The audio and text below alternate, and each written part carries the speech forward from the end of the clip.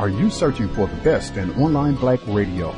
Then go to blacktalkradionetwork.com, helping you filter through the noise. Real talk, black talk.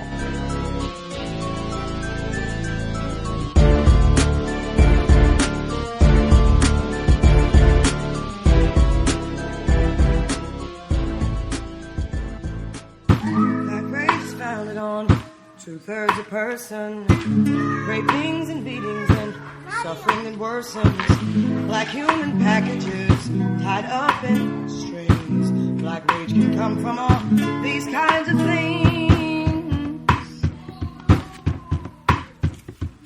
Black race is founded on blatant denial, squeezed economics, subsistence survival, deafening silence and social control. Black rage is founded on wounds in the soul. In the past decade alone, January 24th, 2004, Timothy Stansberry, Brooklyn, New York, unarmed. November 25th, 2006, Sean Bell, Queens, New York, unarmed. January 1, 2009, Oscar Grant, Oakland, California, unarmed. January 29th, 2010, Aaron Campbell, Portland, Oregon, unarmed. July 18th, 2011, Alonzo Ashley, Denver, Colorado, unarmed.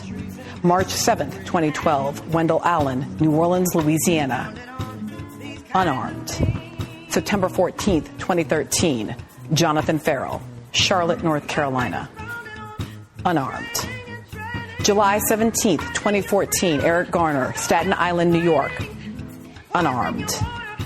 August 9th, 2014, Michael Brown, Ferguson, Missouri, unarmed. The story begins with the death of Baldwin's father, which happened just before the shooting. He was a severe man, a minister who was suspicious of all white people, but after James left home to work in New Jersey, after he was refused service in bars and restaurants and bowling alleys because of the color of his skin, he began to understand his father's point. He realized that his father had carried, as he put it, the weight of white people in the world. The trouble in Harlem that summer started because a white man had shot a black man. This is about Trayvon Martin. This is about Jordan Davis, Eric Gardner, Michael Brown, Ezell Brown, who was shot in L.A. a couple days ago. Today in St. Louis, I think you said a couple blocks away, another African-American man was shot and killed today. They said he had a knife. But I just think there's a war on the black male, and it's tearing the country apart. Driver! Let me see your hands! Everybody stick their hands out the window! So how did this happen? Officers say they got a 911 call of a driver speeding down the highway waving a gun. So they pulled over Kamitra Barber's car thinking she was the suspect. In less than a minute, though, they realized they got the wrong car, but by that time the kids were freaking out. It's okay. Everything's fine. No one's going to jail. Everything's fine. Everything's fine. Hey, stop crying. It's okay. It doesn't. You can't just say, "Okay, I'm sorry," and then I'm over it. I can't. I mean, every time I listen to or hear or think about it, it bothers you. What's even more confusing about all this is Barbara drives a burgundy Nissan, and the 911 call said the suspect was in a tan Toyota, making it even more unclear why police pulled her over. All these kinds of things, and then I'll be so bad. And he went on to say that black men had no rights, which the white man was bound to respect. No rights, which the white man was bound to respect. No rights, which the white man was bound to respect. No rights, which the white man was bound to respect. Context of White Supremacy. Justice Gus T Renegade in for another broadcast, hopefully to share constructive information on the system of white supremacy. Today's date, Wednesday, December 24th, 2014. So I have been told. We should be back tomorrow, same broadcast time, 8 p.m. Eastern, 5 p.m. Pacific. Pam, author of many books, co-author Black Love is a Revolutionary Act, the Interracial Con Game, among many others. She should be joining us 8 p.m. Eastern, 5 p.m. Pacific. Again, Friday, debut book study session on Chris Kyle, American Sniper, debuting in theaters tomorrow, December 25th. Very much looking forward to the text. A lot of listeners, when they found out that was the next book we were going to be doing, were already researching and looking. I think that is great illustration of what it means to be white, psychopathic, racial personality, everything on display right in that book film starting on Friday. Compensatory call-in this coming Saturday and Sunday. NYC Resistance will be back. I was looking forward to hearing his thoughts since there's been so much activity in New York City over the past month with the decision non-indictment for Officer Dan Pantaleo and then the subsequent protest as well as the shooting this past weekend of the two officers. So he'll be with us this Sunday. Normal broadcast time, 8 p.m. Eastern, 5 p.m. Pacific. We will be on every day for the remainder of 2014. That being said, yesterday evening, there was another shooting in St. Louis. I think a lot of folks have been paying attention. Antonio Martin is the name of the victim. He is deceased. They said, of course, he had a weapon. They have surveillance footage and witnesses and what have you. A lot of that is still unfolding because it's so fresh. And just as I was preparing to come on air, saw that one of our listeners shared that a black male was just shot and killed in Washington, D.C. Just within the last couple hours. This happened. They had a press conference. They haven't released very many details, so folks can be following that as well. But very serious times, and if anything, should be an illustration of why we should not be celebrating and participating in all of the silliness that is going on right now. Black people, we have way too many problems. Things are way too serious. And the war of racism, white supremacy continues to be waged against us worldwide. Thought it would be grand to have our guest on again for this evening's broadcast. He was last with us during the summer, right in the middle of August when all of this was happening. I think it was just a short time after Michael Brown Jr. had been shot and killed. John Crawford, some of the other incidents had happened, and we were kind of talking about how people were responding to all of this, so I thought it would be great to kind of get his thoughts on how things have evolved since he was with us this past summer, what he's seeing, how racists are managing the dialogue, the discourse, and the way that people are talking about all of this, as well as how the narrative has shifted, particularly with the shooting that happened this past weekend in New York City. Real pleasure to have him on the program. You can check out some of his writings, papers, and what have you at academia.edu. Again, academia.edu. You can search for his name and it should pop up. He is an associate professor in the Department of Philosophy at the University of Texas A&M. His work spans across various fields of philosophy, jurisprudence, Africana Studies, and gender studies. His primary research interests are in critical race theory and Africana philosophy. Real pleasure to have him back on the program. Looking forward to hearing his thoughts. Joining us live, fourth visit, Dr. Tommy J. Curry. Dr. Curry, are you with us? Oops, make sure I get his correct line here. All righty. Dr. Curry, are you there, sir? Yes, I'm here. Outstanding. So glad to have you back with us. Always a pleasure to have you on the program. Thank you for sharing a bit of your time.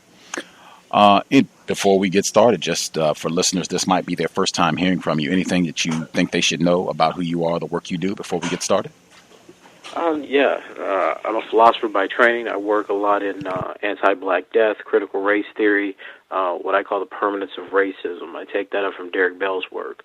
Most recently, I focused my writings on African-American males and the erotic dimensions of them being killed in America. So I'm very much interested and involved in the ways that black men seem to consistently be killed, murdered, executed in front of our very eyes, and the university continues to turn a blind eye to these things. We still study black men as spectacles, and not their deaths as the product of a deliberately engineered system of white supremacy in the United States. Right on, right on. So many things to touch on. Try and cover as much as possible with the time we have, and encourage listeners to chime in if they have questions that they would like to get in as well. To start off, given the date and how people are choosing to allocate their time and energy, do you celebrate Christmas at all? Actually, I don't. My wife and I constantly have arguments about that, but I didn't grow up on it really, so it's not something that's near and dear to my heart at all.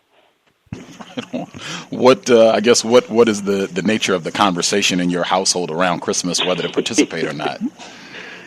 Well, it's my wife, so she pretty much has the trump card. Nowadays, it's about we'll let the kids have it for a while. So we try to keep it as tame and neutral as possible. So I'm adamant about divesting of it, the religiosity of it. Right, it's not a religious holiday, and I'm just very open about the ways that it's used to kind of rob people blind and pretend that you're doing something, despite the fact that you have all this oppression and material inequality in the world. It's never made much sense to me, right? So those are the nature of our conversation. She admits it, but she wants something for the kids. So in a marriage, you give and take a bit. Absolutely. I definitely support that, though, the divesting from it. I definitely, for black people, I think it's something we should try to get as far away from that as possible for a myriad of reasons. The economics of it, the white, like you got two white Jesuses operating, the one on the cross and then the fat guy on the sled as well. Absolutely. A lot of problems. But it numbs us. It takes our attention away from things that I think are more pressing and important. And that's not to say that black people can't have positive moments, but I think that we need to orient it on something that's actually affecting our community. There's a lot of people this year that should be thankful that they're still alive. A lot of young brothers that should be thankful they're still alive. But at the same time, they can't fall so much into that, they don't need to fall into I'm glad it wasn't me syndrome. We have a problem in our communities. We have problems that affect our people. So this needs to be time for that kind of conversation. It doesn't need to stop just because we think we're away from TV or we're away from the streets. Black people need to start educating their children. This is the time for them to start talking realistically about racism. The honeymoon period of the post-civil rights and Obama era is over. And, until we're honest about that, we're going to continue to see black people die. We're specifically going to see black men die, and we're going to be ill-equipped because we're not educating our children about the realities that confront them. Ashe. In that vein, you are a father. We've had a lot of incidents with very young children being the victims of white terrorism, including being killed. Tamir Rice, the most recent one, but even before that, a lot of other instances. What kind of conversations do you have with your children about what racism is and what problems they're going to face as a black person in the system of white supremacy? Well, I have two little girls right now, 4 and 2. So a lot of our conversations are really about building up self-esteem among them. We try to make sure that they have dolls, books, culturally reaffirming stories and narratives that show them how beautiful they are, how intelligent they are, and where they kind of fit in terms of civilization. So I think that my wife and I have kind of agreed that their process is slightly different than if we had a black male right now, because both of them stay at home with us. So we're trying to build up a kind of cyclical barrier against the white supremacy that's going to tell them that they're inferior, that they're not smart enough, that they're not beautiful enough, right, and that they shouldn't value themselves. We're planning on having another one, so we've had the conversation about if we're having a young black boy. And I think that conversation is going to be, vastly different. It's going to aware him, same with the girls. You tell them what's out in society, but, I think there's a different type of violence that's imminent on him. Right, with our girls, we worry about, vigilantes, white people doing something to them. With our boy, any person, any trigger, any police, anybody could be, an agent for the state, so to speak. So I think his life is going to be, more on the line up front. at a very early age. Our girls, these are things we worry about specifically when they get older, how they're around other people, other people's dangers to them, sexual assault, things of that sort. So, it's a gambit of things, right? I mean, everything that affects black boys affects black girls, everything that affects black girls affects black boys. It's just the propensity of when it happens to them.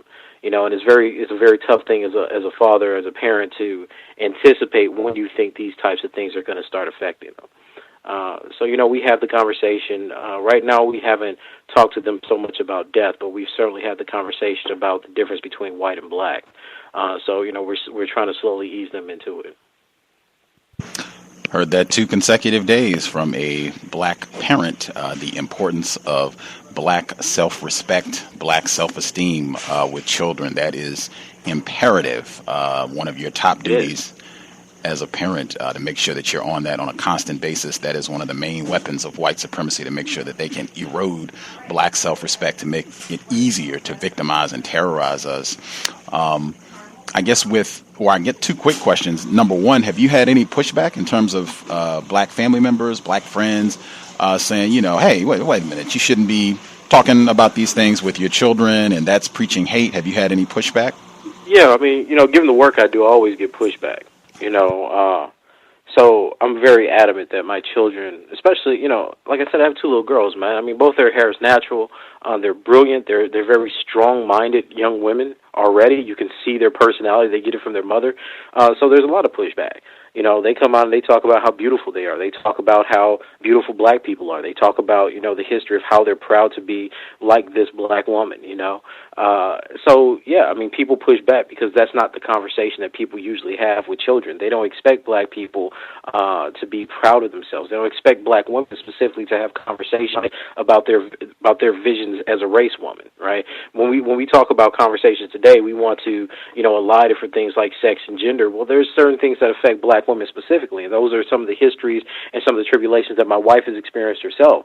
So she passes that on to my daughters, right? So that's the conversation that they need to know. They're no less dangerous in the society than a black man could be. It's just that the different aspects of white supremacy are going to attack them differently. So a police officer will kill a boy, but in terms of a black woman, they'll try to beat them down. They'll try to sexually assault them. They'll try to put them in poverty, or try to destroy everything about her and make her hate her people. So we have to build up the front on both ends. You know what I'm saying? So people push back on that because they don't necessarily understand the complexity of white supremacy. I think people still look at racism, well, if it's not segregated, it's not racism. And that's just the most elementary and abecedarian view that we have of what racism is in this country. Black men are not being shot in the streets for the name of segregation. Black people are being oppressed and black men are being killed precisely because white people believe that black lives are inferior. And, you've heard me say this time and time again. The problem is that we keep having conversations that are based in politics and liberal notions of progress on MSNBC, CNN, etc., that don't directly impact the community. I've seen speaker and pundit after pundit constantly talking about white privilege, and I'm sick and tired of hearing it. White privilege has something to do with the idea that white people are safe, but that is an asymmetrical relationship that these people have to black people getting killed. If you're not talking about why black people have been killed, why black men have been incarcerated, why black men have been lynched, why black men have been castrated, and it's for the last 150 years, after slavery and during Reconstruction to now, then you're missing the point. White privilege didn't just pop up one day and say, hey, magically white people are safe. It's the product of a societal engineering. It's a deliberate product by which black people know that they're going to be killed, even when cops are on camera, television, etc., and white people don't. And now what we're trying to do is build this integrationist movement, trying to imitate the civil rights movement, where all Americans are outraged about police violence. And that's fine and dandy. It's good that white people are supporting black people in this instance, but that doesn't get to the root of white supremacy. Having the movement saying, oh, we too recognize this as a wrong, is not the same as saying we recognize that our lives are just as contingent and could be killed like black people in any moment. And see, that's the dishonesty of what's going on. And I think that a lot of people, some people in my family, some people in the community, don't want to deal with that brute reality because we're still stuck about either the religious God conversation that we should all come together, or we're stuck within these kind of disciplinary identity politics about black men versus women, liberals versus democracy, progressives, and everything else. These conversations are largely unrealistic because if they matter so much, then why haven't we been socializing all these great liberals that have allegedly voted for Obama that's supposed to be this great moderate middle class? Why did this not prevent this rise of white vigilantism? Why did it not prevent the rise of the police state? Why did it not prevent these very real covert state operations that's continuing to attack and let these people go, right? They're absolving these murderers of black men out in our society.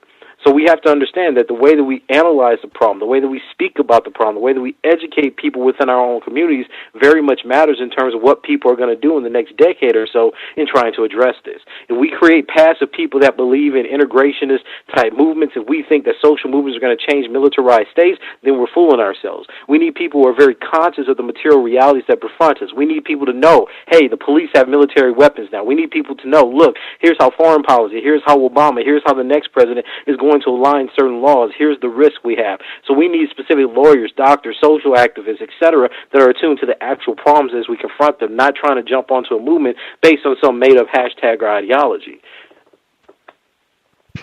Fascinating. Wow. Deliberate. I pay attention to that word consistently because it's real.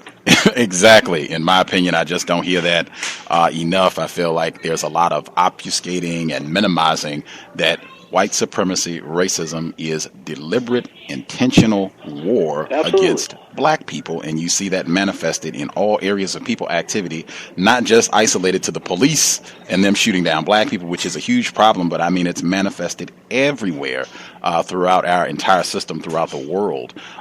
When you were with us in August, as I said, it was just a week or so ago following the shooting death of Michael Brown Jr., and you were talking about what you were seeing in terms of the way that MSNBC, CNN, a lot of the popular outlets, news reports were talking about this event, and you were saying that was one part of the critique in terms of we're not being honest about this is deliberate, this is intentional, this is a part of the design of white supremacy, not white privilege, and what you were hearing at that time was not adequate to address what you called specifically was the modernization of anti-black technology. From that time, that was in August, to now, how has the conversation progressed? Have you seen any changes in terms of the way that this conversation is going? I haven't. I think that because... Well, let me break down two different scenarios. On the one hand, I think that young people become more energized to take up into the streets. So this is why we see the protests. This is why we see the slogan, Black Lives Matter, etc. So I think that they're coming to realize that there is a problem. What I think is the inadequacy of that is that the way that problem is being framed through blogs, social outlets, liberal media, MSNBC, CNN, etc., is that Black Lives Matter because Black lives are being killed in this society by police brutality. That conversation is not saying, in America, black people have always been devalued, debased, and dehumanized. This is only the most recent emergence of anti-black racism and death at the hands of white police officers, right? And that's a vastly different explanation. So if we're going to use this moment to say, hey, Black Lives Matter, once you recognize Black Lives Matter, we're done, I think that's wrong. Because inevitably social movements die out. Right? Inevitably, people get tired. Inevitably, people have to feed themselves and their families, right? So you have to understand that in a society that's built on hierarchies, they can absorb civil unrest. This is the same thing that happened with the civil rights movement, right? So what do? You kill the leaders. You make sure that all the people who are the radicals that are arming themselves, that are talking about international interdependence with places like Cuba, China, etc., you get rid of them, exile them, or put them in jail and kill them, right? And then you kill the leaders like King, you kill the symbols, and then you give people things. So that diffused the movement, right? Same thing here. You have a lot of attention to this. You see people protesting. You see people energized. You see people having a renewed conversation about police brutality. But there's not a shaken hope in the fact that, well, there's this unshakable hope in the idea that America is going to do right by black people. The question becomes, how many black people have to die for America's democracy to get it right?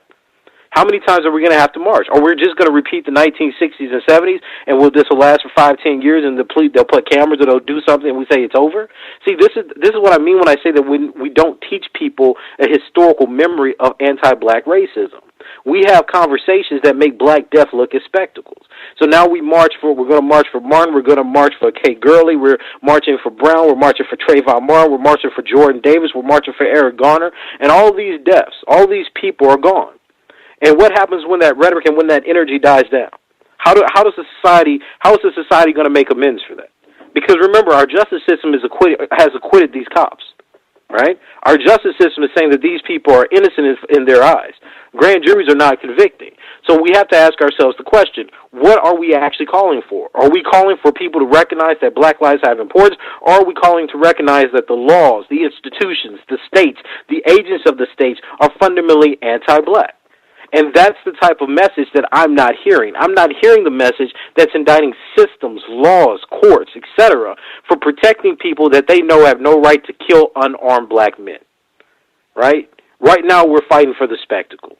And that's not to say that we don't have some earnest young people trying to energize for democracy. But I'm saying that energy they're putting towards democracy is not historically informed. It's not anticipating how societies respond to unrest. It's not anticipating how societies wait out and diffuse social movements. So then we ask ourselves, where are the black academics that supposedly know this history? How are they informing the community? How are they linking up with the activists to make sure that this keeps going? That's not what we have. What we have are academics fighting to get their politics in, to make sure that you don't miss the black women, that you're not increasing or reproducing the black nationalism of the 1960s, that, you're still putting the right pundits on to talk on CNN and MSNBC so that people can say, oh, look, we care and we're sensitive to the society. The society is moving. Right? People are moving. Feelings are charged. So the question becomes, how does that energy turn into something that's actually transformative? And it may not be through the law. It may require violence. Who knows? We don't know the possibility of it, because this should be a moment where we're questioning everything. And I don't see us questioning everything. I don't see us trying to come up with new solutions or even adequately addressing the problem. Not adequately addressing the problem. Underline, highlight. I have seen a lot of that, and some of that I could be in error. I would encourage folks to process. Maybe Gus got it wrong, but I am in agreement. This is deliberate. This is just a continued manifestation of the same continuum of white supremacy, violence mitigated against black people, deliberately done so. And I'm not seeing that in a lot of the commentary. People are just not being truthful about that. In fact, Nicholas Kristof, he's a white man, racist suspect, and that's a cowbell. He writes for the New York Times. He did a whole series. I think it got up to like 5 parts. Maybe it's more to come, but he's done like 5 pieces where it's whites just don't get it. They had another piece. This was at time.com, may have been in the magazine as well, but it was it's now up to whites to dismantle racism. And I saw some of those, yeah. Okay. And I've seen tons of that, and I'm just exactly what you said. We are not accurately describing what the problem is. You cannot continue to chalk all this up to white ignorance, or white people are just not aware, or they're not informed. No, there's a long continuum of white people for centuries have designed a planet where this sort of thing can happen regularly, and they can even make a spectacle. And I even think a lot of the fact that there are a lot of white people that are participating in these protests, in the marches and die-ins and all the other things that they've been doing, in my opinion at least, I think that is adding to the confusion. And as you were saying, we're recreating what was happening during the 60s and 70s. The same thing happened then, where you would have a lot of young white people. They would come in, participate. It gives the appearance, at least, that, hey, it's not all white people, and there's the capacity for white people to be redeemed and no longer be racist. And then eventually, as you said, it dies out. Those young white people, they just, hey, write it off. I can go write a book and go on, and we still have this system that's in place. Go ahead. I'm sorry. Go ahead. I was just going to ask, in terms of particularly these white people participating, what are your thoughts on that? Do you think that's just another facet to just confuse and keep people from being accurate about what's happening here?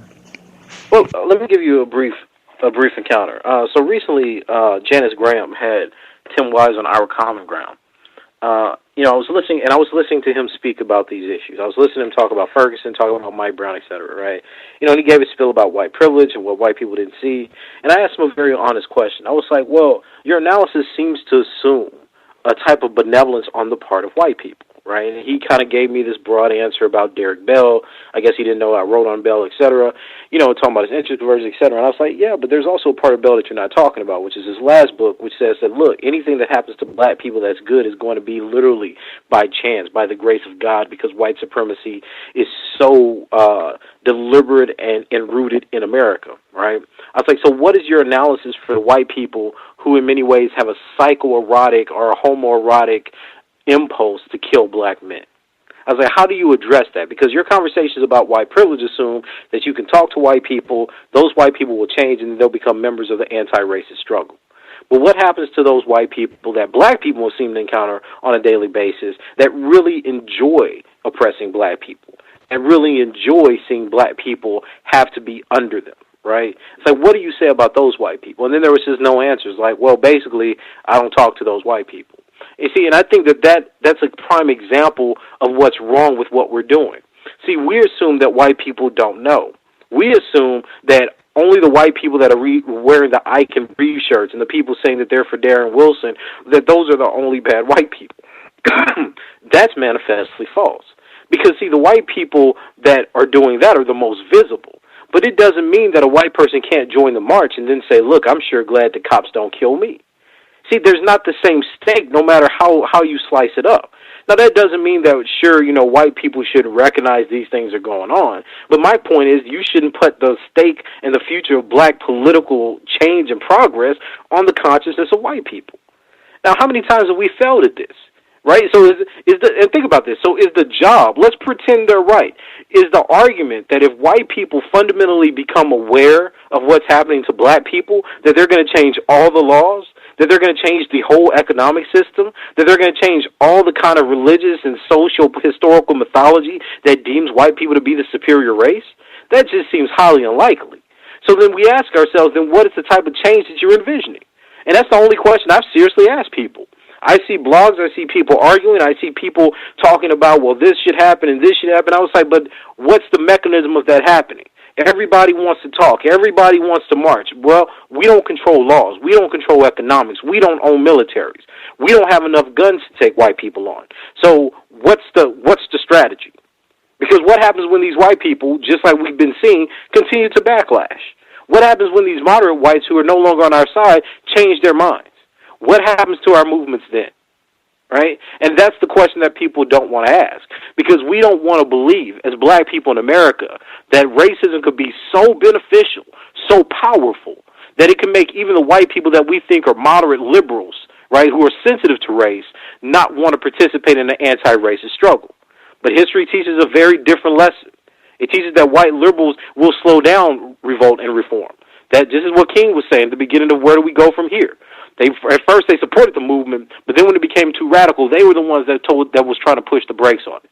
So if you have the person that was one of our most liberal, most trustworthy, most intelligent people saying, I too have been disappointed by our alleged liberal friends, then what makes people think that in 2014, 40, 50 years from when he was writing, that same type of phenomenon won't happen? Especially when we're coming off of the back of a large backlash that's increasing the number of right-wing people, the number of Tea Parties, et cetera, that are fundamentally against black rights and black progress in this country. See, we're not doing an honest analysis. This doesn't mean that we have to become ideological. We don't have to say it's going to necessarily end up one way or the other. But if we're excluding a whole range of historical possibilities, if we're excluding a whole range of how people like Philip Adaba-Goss work is telling us that white people have implicit bias, if we're excluding the fact that many of these black people, white people, and some of these black intellectuals too, are fundamentally afraid of black men, then how are we really trying to transform our society? How are we really trying to transform democracy? See, that's what I mean when I say that we're doing this stuff for show. We're not having real conversations about what's the historical and economic motivations behind revolt and transformation in the society. And we're trying to pretend that this could all happen without violence, but at the same time, we have no problem saying, let's mourn the people who are dying. And those people who are dying are overwhelmingly black men, right? So how much patience do we have before it looks like we're just cowards?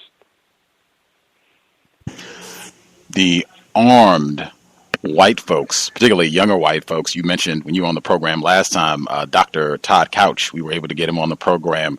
Excellent information. I would encourage folks to go back in the archive. Sharp brother. Ashe, and listen to what he had to share. And just kind of keep that in mind. Again, these were not, Cliven Bundy and Donald Sterling and old white people, because people like to push that mythology as well, that, hey, this problem will take care of itself. You just have to wait 20 years or so, and all the racist white people will be dead, and the new generation, the millennial whites, they voted for President Obama. They like having sex with black people. They're not racist. Nothing could be further from the truth, in my opinion. And his research is excellent. I was on a dissertation committee. His research is excellent because it shows that the idea that white people are trying to push that, having guns is just about their rights is really false. That behind this is a very insidious anti-black racism. And what I like about it is that he showed, look, here's the stereotypes they have about black people, specifically about black men. All right? And that's what I mean, is that we don't want to be specific about what people are actually feeling about this group of people. We still want to pretend that because of some kind of intersectional logic, it just can't be the case that black men inspire this type of fear in white people. And that's just false. And that's what I mean. Like, we need to, it's like I said before, man. The problem is that in the academy, we fight amongst which people are being oppressed the most. They're always playing the oppression Olympics, right? Despite what they tell you. So if it's not focusing on black women, if it's not focusing on black trans, if it's not focusing on some identity they see as being more important, it doesn't fit. And what I'm constantly trying to tell people is, if you don't understand that people like Rekia Boyd was shot because a cop was trying to shoot Antonio Cross and she got hit accidentally, then you don't understand the types of logics that these white people are bringing into our communities. They're using the justification of believing that black men are criminals and terrorists and fundamental sociopaths as the reasoning behind why they can go into black communities, kill people, molest people, and break into people's homes. That fundamentally endangers black women and black children.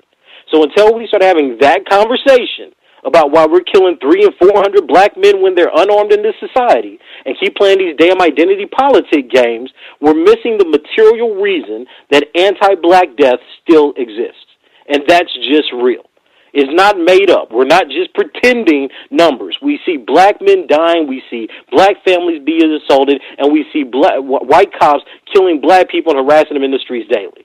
And nobody's asking, why is this increasing now? Why are police feeling at liberty to do this now? Right? That's not the question. I've not seen one person say, here's a historical reason, here's an economic reason, here's a political reason. Nobody's doing that. But what we are doing is celebrating what we take to be the outgrowth of this type of movement. They put Nick Cannon on CNN. They put him on. And we had to listen to his Christmas book and then how much he loves democracy. I was like, what does Nick Cannon know? He's funny, kind of, but he's not a scholar. He's not even an activist. He's not a lawyer. He's none of the things that matter to what our people need to hear. But nonetheless, it's a nice distraction, right? Because now we can talk about a children's book and hope and why this is the new face of the civil rights movement. It's funny because they don't mention in the civil rights movement how many black people just went missing, how many cold cases are just left. See, they don't tell us that part. So I want to know, are these young people that's marching on the streets prepared for what their society is going to do to preserve its notions of democracy, which is synonymous with white supremacy? Are they prepared for death? See, because when those civil rights workers came from the North, when these black students came from, Atlanta, were marching all through the South, they were prepared for death. They were taught to prepare themselves for death. They were taught to be ready to be spit on, humiliated, beaten, hung, lynched, etc. They had to prepare themselves for that idea that they fought for. Is this what these hashtag activists are prepared for? Do they know the type of society that they're dealing with? And if we don't have answers to those questions, because we're certainly not telling it to them in blogs and on CNN and MSNBC and whatever, Don Lemon show, we're not telling them that part. So then what are we training them to do if they don't know that reality? All right? And that's what I mean when I say that we're having conversations that are not geared towards the actual transformation of our society. We're caught in the moment. We're caught in the spectacle. And they're going to do the same thing that they did with Trayvon Martin. Okay, they're going to wait it out. And more black men die. And they're going to say, okay, it's coming up. We're going to wait it out. Because there's nothing that our communities have at this point that's a strong enough moral or economic or political force to go up against the state. And that's a reality. So we have to start thinking about things differently. We have to start thinking about what it means for black people to be targeted in a militarized state with cops that seem to have free license to kill us, where they don't have to respect our rights, and the Supreme Court is slowly eroding any kind of individual liberties we have to stand against the state. That's what our conversation needs to be about. And that's going to take creative thinking. It's going to take thinking of scholars and activists and social workers saying, here's what's going on in the communities, here's what we could do, here's how we band together, here's what we need to know. right? This is not the time for, pundits on the news or black academics to start telling people what to do. This is the time for them to inform people. Here's what you're dealing with. Now somebody else may have to draw up an action plan, but that's not what we're doing right now. We're trying to fight for copyright over the suffering of black folk, and it's a damn shame. Context of white supremacy. You mentioned specifically that white people, a part of their pathology is this fear of black males and all these racist tropes, the savage, the rapist, etc. There's Absolutely. been pushback. Some of our listeners have said, hey, I hear this all the time, Darren Wilson and these other folks saying that I was afraid, Ted Wafer, I was afraid Renisha McBride was going to, blow my house down, and saying, hey, I do not believe that. As you said before, black people, we do not have enough guns to literally battle with whites. They have way more guns and a whole apparatus to support their network of terrorism against black people. There's no reason for white people to be afraid of blacks, and a lot of folks have said, hey, I think that is just a lie. I think that is an excuse for them to go out and kill and practice racism and terrorize black people, to just say that I was afraid. They don't see any justification at all for white people, alleged white fear. What would your response to that be? Well, I mean, look, historically, black people have more to fear from white people than white people could ever have to fear of black folk, all right? This is what I'm saying is the complexity of white supremacy. White supremacy has created a rationalization of black people that is fundamentally dangerous. And in that rationalization, historically we find that they've utilized the idea of the black male to be the most violent, savage, and brutal, entity that exists in modernity.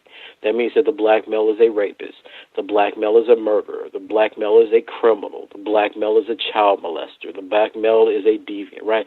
These are all the issues that affect black men, and that's coming about in this society.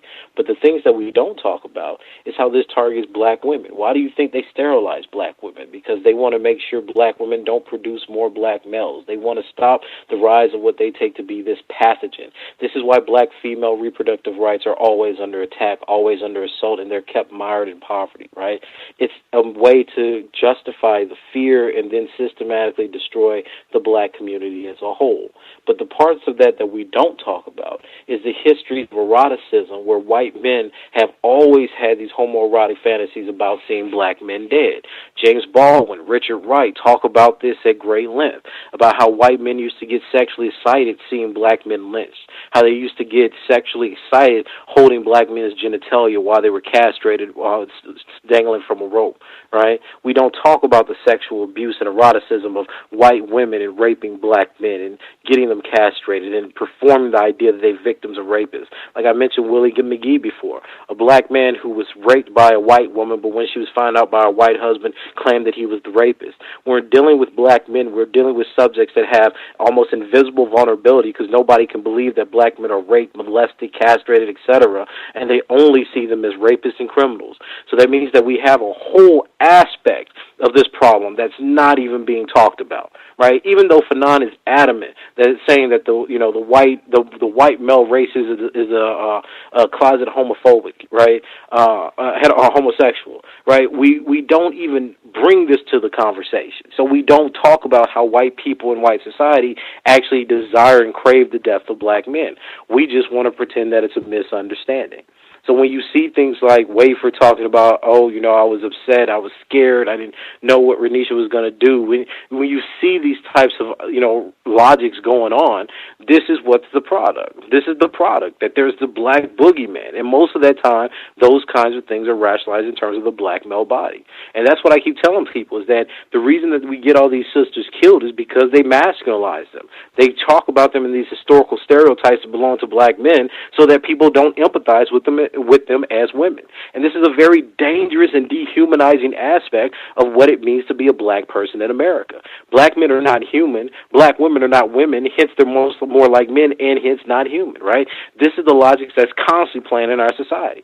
But we keep ignoring this, right? And I think that the pushback that the people who don't believe in this fear, let me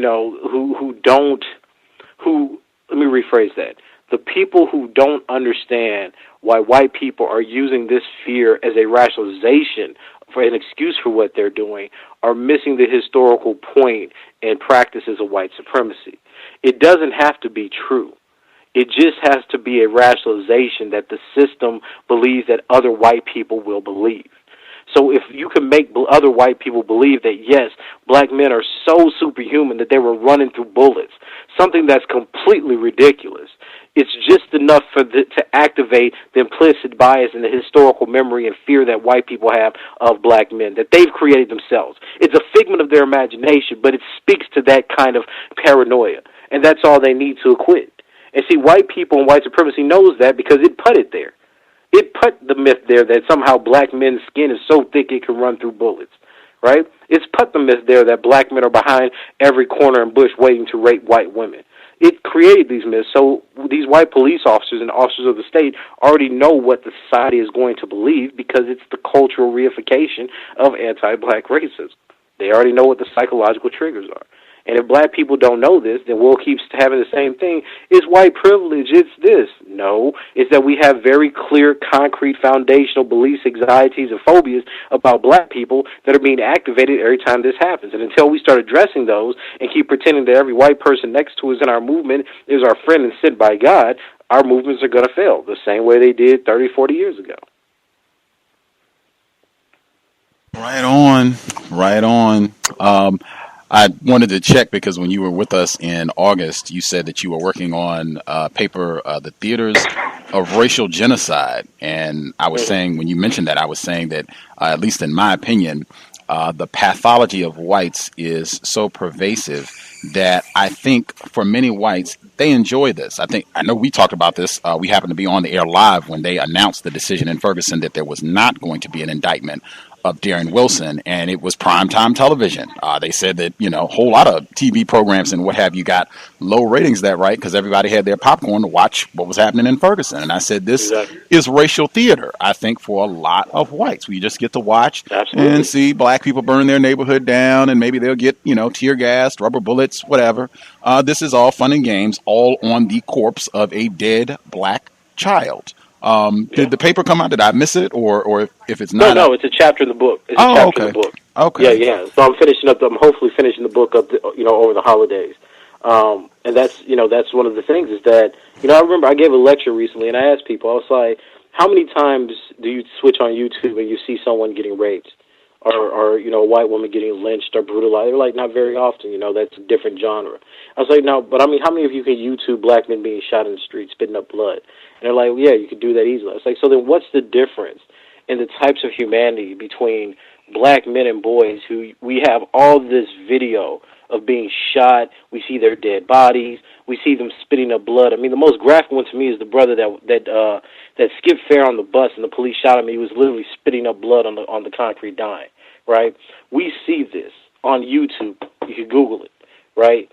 And that humanity is not seen as nobody cares.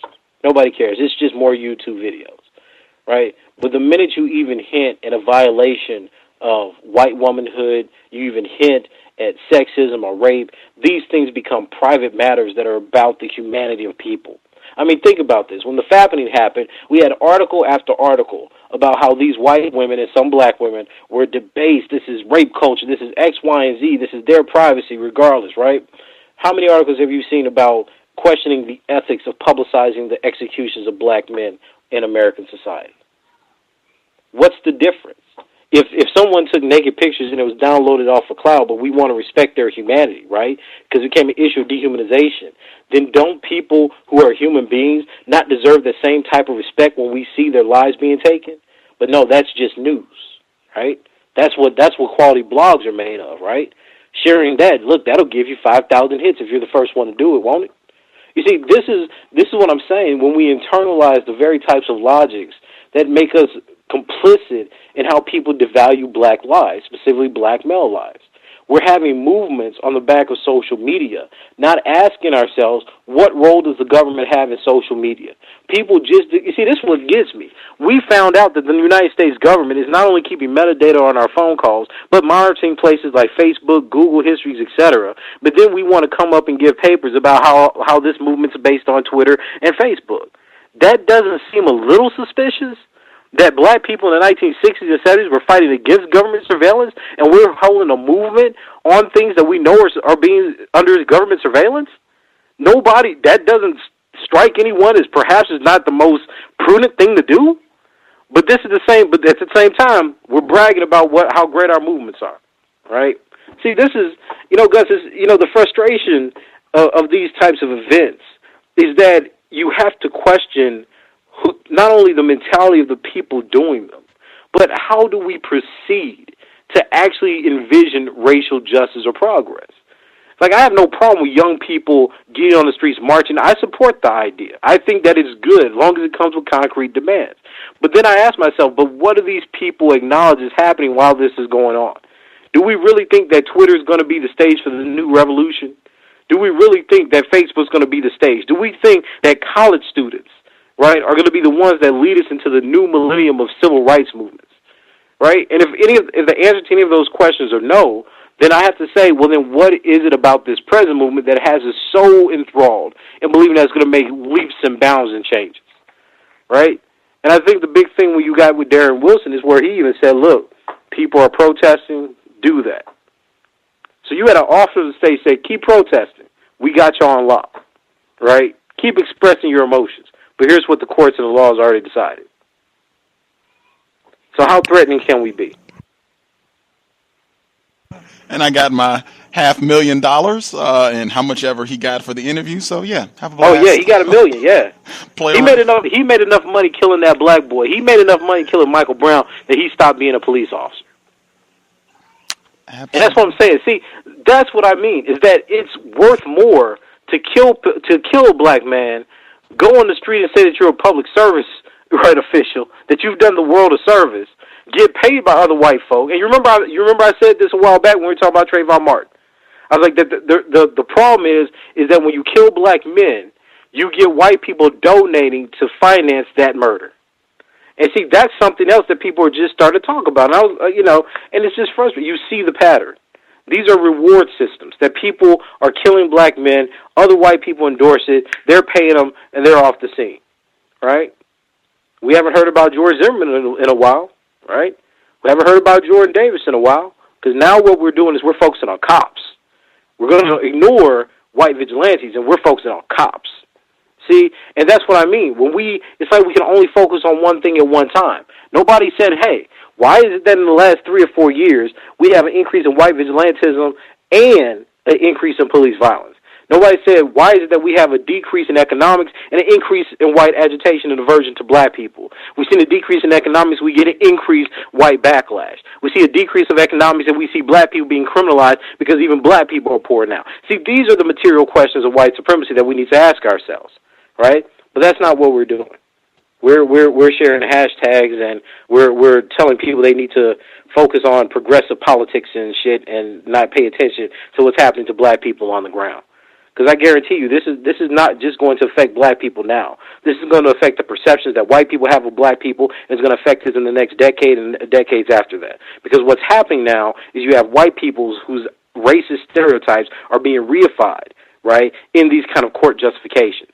And it's the assumption that white people are changing their minds by seeing and participating in these marches, when the reality is white people are consolidating economic and political power so that you know that the next story, the next narrative that happens, black people aren't going to even be heard beyond a whisper. Because that's what happens after every black man's killed. We had Trayvon Martin. We thought we got some relief. Nope, because then we had Jordan Davis. Then we had to have a second trial. Now we got Mike Brown, right? Now we got the brother of Martin that was just shot. Now we got Gurley. So how is it that we think we're having progress when every time a black man dies, we see something even more outlandish happen? Like Gurley was just walking down the stairs, got shot in the chest 2 or 3 times. Cop acquitted. 12-year-old black boy with a toy gun gets shot. Cops acquitted. See, this is showing that cops can be emboldened. This is showing that white people can be emboldened to kill black people, not the opposite. And that's the mistake that we're making. We're thinking that this means that, they'll see their mistake, it won't happen again. And look at what's happened in the last 2 or 3 months since Trayvon Martin, since, if we don't understand the scope of the problem by now, man, I fear for our ability to comprehend it in the future. Last 24 hours with black male shot in D.C. just before we went live. Black male shot this yeah, morning. I heard about that. In St. Louis. Yeah. So absolutely. I wanted to push, or just get you to elaborate on one specific point, though, that I thought was super important, where you talked about this movement being based on social media. And I mean, hey, this program is using social media, so not that I'm against that, but I definitely appreciate your point. And I try to get that across consistently about they've got tons of reports that FBI, Homeland Security, they are constantly monitoring and mining data from Facebook, Twitter, Instagram, all this stuff that's out there. Most of it that's free. That right there should be an asterisk. Yeah. But particularly with the event that happened this past weekend in New York, where Ishmael Brinsley, the suspected shooter of the two officers, I've seen where they've made a really big point that, hey, he was on social media and he was making all these comments against police officers before he went and shot these two individuals, reportedly. And then the same day, Mayor de Blasio came out along with Police Commissioner Bill Bratton and saying, hey, we got to be more vigilant about social media. If you see somebody and they're saying anything about and they've been using the term anti-police. If they are saying anything that's anti-police or what have you, you need to report it. We need to be vigilant and be on this. We can't take another chance like this with our men and women in law enforcement with their lives. Just Can you elaborate on that? And even within the context of net neutrality, that was a big issue before all of this in terms of just being more controlling and the surveillance that people talked about in the 60s with COINTELPRO. Now that has become digital and just watching the digital footprint that people have online. Yeah. I mean, look, that's the idea. You know, I mean, there's not much to say. If we don't recognize the government is watching what we're doing, if we don't understand, it just shocks me, right? We had the United States government come out and admit that it had a program that was monitoring phone calls, text messages, Facebook, Google, etc., and nobody cared. You see, and this is what I mean when I talk about the overall comprehension that we have in this country about what's actually happening. So we're saying that a year ago, the government comes out and says, look, we're monitoring conversations. We know what's happening. We know what's people are being said. A year later, we come back and say, we're going to create a social movement against the state and police officers on social media. And nobody says, hey, perhaps this isn't the best medium to do it, given what we know about surveillance. So now what you have is two cops get killed, right? And I'm not justifying cop killing, but you have two cops getting killed, and you have people coming and saying, okay, now they're going to monitor what people say on Facebook, on Twitter against cops. And we're going to now try to, crack down on this. So how do we think that this movement could possibly be revolutionary if the people that we're aiming to go against have said they're going to monitor and crack down on the messages based on the medium that we're doing or we're utilizing? That's why I say I don't think that we're as intelligent and sophisticated as we think we are, right? Because we're missing huge gaps in the parts of this puzzle. And we're not having these kinds of conversations. We're not talking to lawyers and asking them, what are our rights in this thing? I haven't seen a form yet about a lawyer saying, here are the rights that you have as a citizen against the police. I haven't seen that. I haven't seen people saying, look, let's teach these protesters what they can and can't do, right? I've seen lots of hashtags, but I haven't seen, lawyers activating. I haven't seen white lawyers activating. I haven't seen people who know what the system is. And I haven't seen black police officers saying, look, here's what you can and can't do. Let's organize. Let's create those kinds of blocks. This is going to be the center. Here's how we educate people. Here's how we're going to teach you to interact with police while you're protesting. All I see is let's distance ourselves from the cop killer. Let's make sure that we're peaceful. The people who cause things in Ferguson, those are criminals, but overall we're peaceful. That's been our mantra. We're peaceful. We're not those people, right? At the same time, everybody's getting shot. Everybody's getting killed, right? So I think we have to be very well aware of what the state is doing. And again, I know it's not popular to read anymore, but I mean, when you read the Black Panthers, they're really trying to make this argument, the men and the women, that the state is utilizing surveillance mechanisms, misinformation to tear apart movements. I brought up Gloria Steinem last time in the feminist movement. One of the ways that she admitted on tape, declassified, Freedom of Information Act stuff, that you could even YouTube it since that's so popular and people don't like reading books anymore. You can actually see that she admits being a CIA agent that was paid to infiltrate student movements, de-radicalize them, and she says use other politics to get people away from the center, right? If she admits that, then what do we think's going on now? right? Because now we're fighting about, well, who's represented, who's leading it, whose voices are heard, X, Y, and Z. And none of that addresses the materiality of the people that are dying. I mean, think about those families. Think about Eric Garner's family. Think about what Tamir Rice could have been, right? None of these are the conversations about how our people are rationalizing the loss. Or it's not, at least not the conversations the people, the top, the pundits and the academics are rationalizing the loss.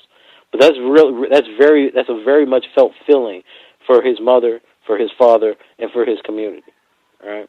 But that's not what we're putting on center stage because we're worried about some mythical idea of magical civil rights movements. You know, we got to wake up. We got to handle these things realistically.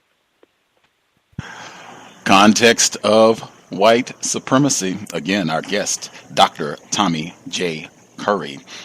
You mentioned before about these mystical, the nostalgia. We are rekindling the civil rights movement of the 1960s. Even on, talk about a racial theater. In addition, tomorrow, Selma is being released. And I was checking out some of they had a big, on the front page, New York Times, they had a big review.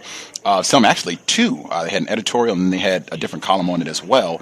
I actually read one of the reviews that was at Boston.com, and it was fascinating because I felt were being much more honest about this film and what it's including, what it is omitting when we talk about the civil rights movement and this affinity that white people are alleged to have for Dr. King. I want to get your comments on why you think strategically this film might be being released at this moment, given the climate of everything that's happening. But just to give a quick snippet from the report that's at Boston.com, they write, and this is talking about this fabrication that white people love Dr. King.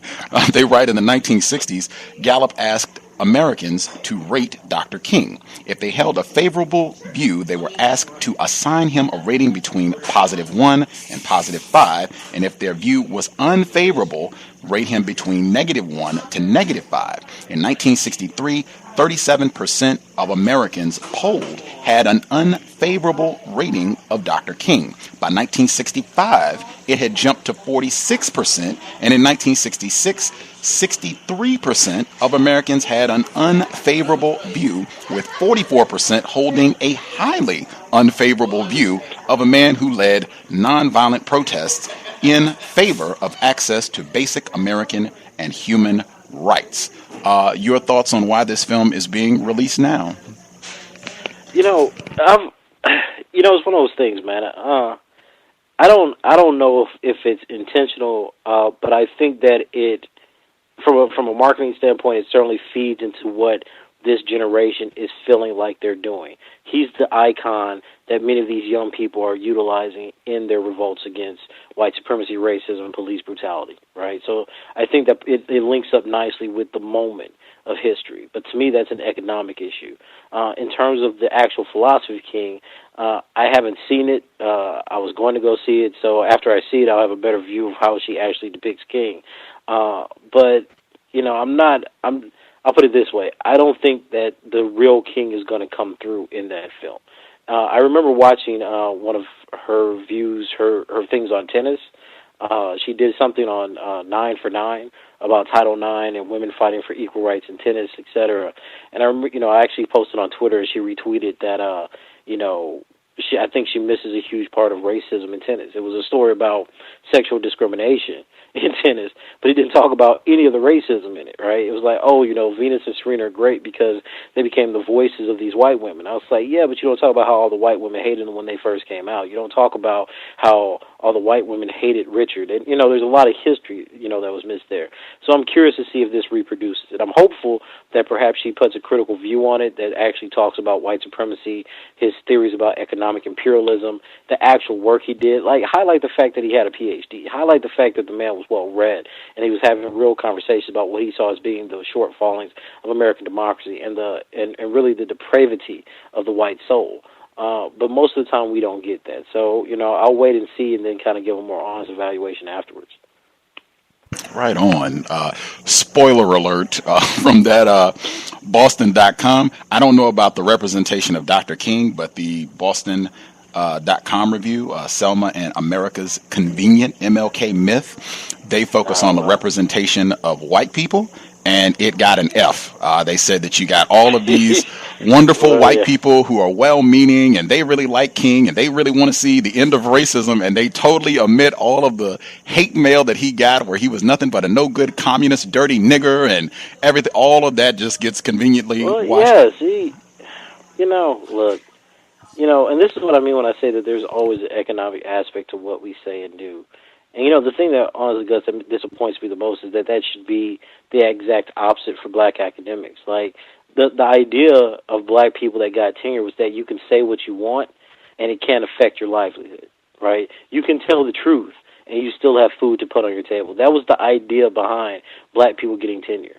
So I'm always disappointed that, let's say Selma comes out, right? Are black academics going to say, look, this is historically false? Or black historians going to say, you got this wrong? Or black philosophers going to say, you didn't understand King? Probably not. Why? Because, her work is celebrated as one of the crowning achievements of black women, and everybody supports it. I think some of the stuff she does is good. I think some of it's not that good. And I think that as a director and a filmmaker, she deserves honest criticism. But we're lacking critical voices. People don't ever want to be the person criticizing the black woman for writing the wrong history, the erroneous history. So I think that hurts us. I think it hurts us when we don't want to criticize people like Al Sharpton. I think that's changed now, especially with this movement. But I've been saying this for years, is that people have adopted people to be leaders of black people unofficially, and it's like people can't be criticized. Certain people are just gods, and you can't criticize them. This is silly. Black people need to have critical voices that are heavily polemical and are asking real questions. How do certain theories work? If you're going to be a black feminist, then be a black feminist, but explain how your theories connect with what black women are going through right now. If you're going to be a black nationalist, how is black nationalism going to address these issues right now?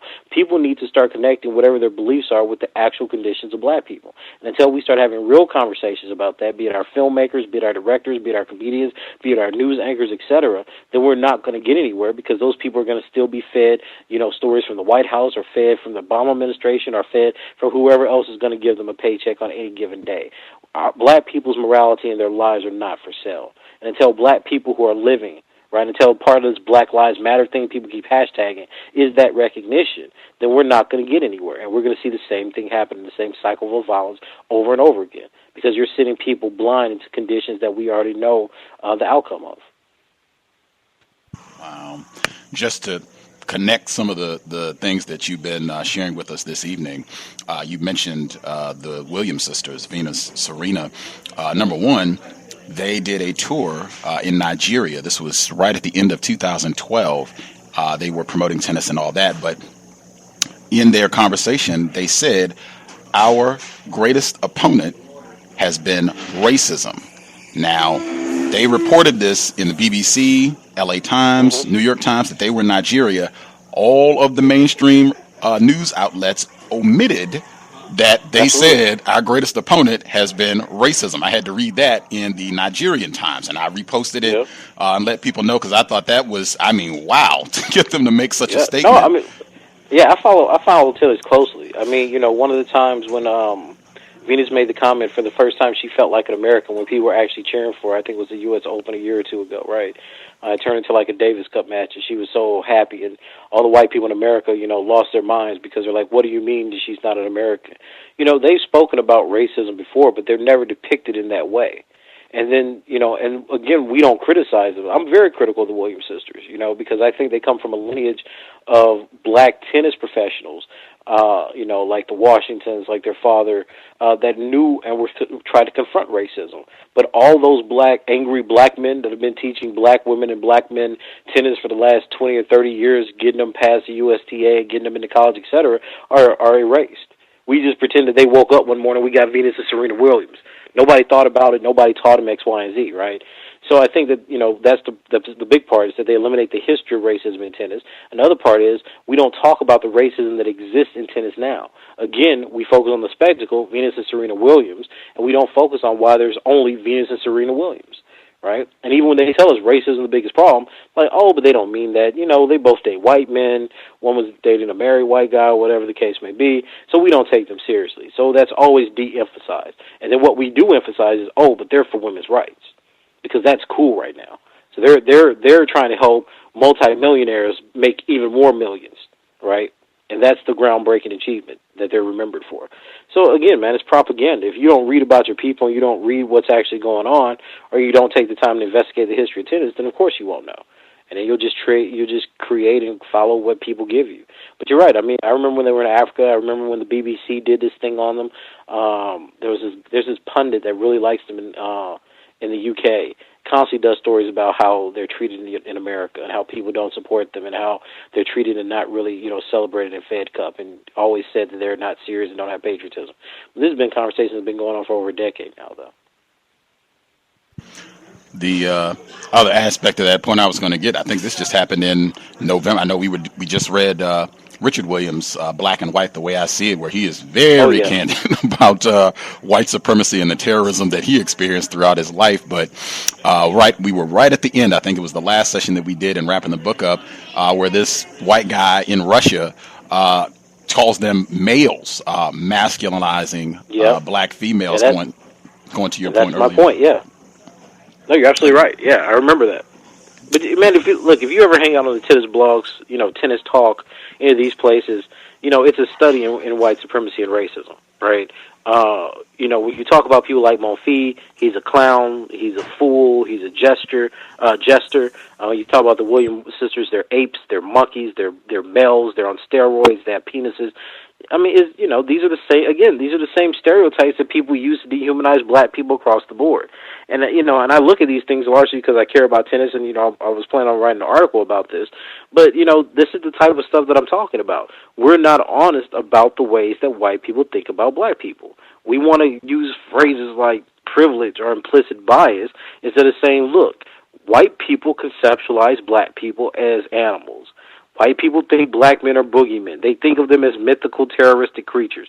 Right? We're not, we don't have these conversations because we're still trying to get a white audience.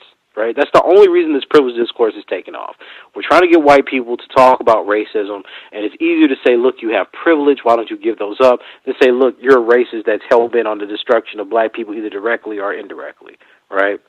Because, if we create rhetoric that appeals to white people and that rhetoric gets accepted, then those are the people that are going to be preferred to speak to white people. And then historically, the black people that speak to black people get erased. They're said that they're not as successful. They say they're not as intelligent because they're choosing to educate their own people. Right? If you want a white audience, if you do things to get white attention, if you criticize your own people, you know where that'll get you. And those are the people that we see. Like I said, you don't find anybody that's on mainstream television these days that it does not hold a liberal progressive view or a black feminist view. You can't name one pundit that doesn't hold any of those two ideologies. So then where's the diversity in the perspective that affects black people? Where are the people that's talking strictly about economics? Where are the people that's talking strictly about black empowerment? Where's the people that's talking about land ownership? Where's the people that's talking about the law, right?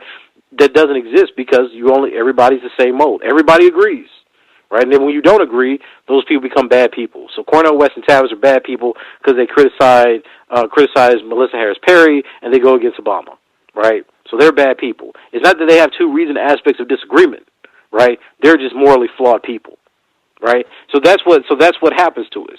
When instead of us having disagreements about which way the movement goes and our best way to understand white supremacy or who has what right or who has what wrong, we simply moralize the people we disagree with. You disagree with me, you're a bad person. You're a sexist. You're a patriarch. You're homophobic. You're X, Y, and Z, right? And those people say, oh, yeah, because we're trying to be a progressive movement, so we don't listen to those people. Okay, so you don't have an economic theory. You don't have any notion of political economics. You don't have any notion of militarism in the police state. Well, okay, I get it, but, you're young, you're students, and you've taken a lot of women and gender studies class and intro Africana class, so I'm sure you got history on lock. Right? These are ridiculous comments. These are ridiculous notions. But nonetheless, these are the peoples and groups that we trust to operate on behalf of a whole race simply because they feel energized and active. We have to teach people. That means that some people are going to be right, some people are going to be wrong. Some people we think are right are going to actually be proven wrong. That's how history works. That's how movements works. Nobody has a magical answer. You don't fiat a movement. Right? Some people have to die. Some people are going to be killed. Some people are going to be locked up. Some people are going to disappear because that's the moves of history. And if you think that white supremacy is just going to roll over and die because you've made a persuasive argument, then you're silly. And it suggests that you haven't done any reading. Right? We have to be realistic about these things.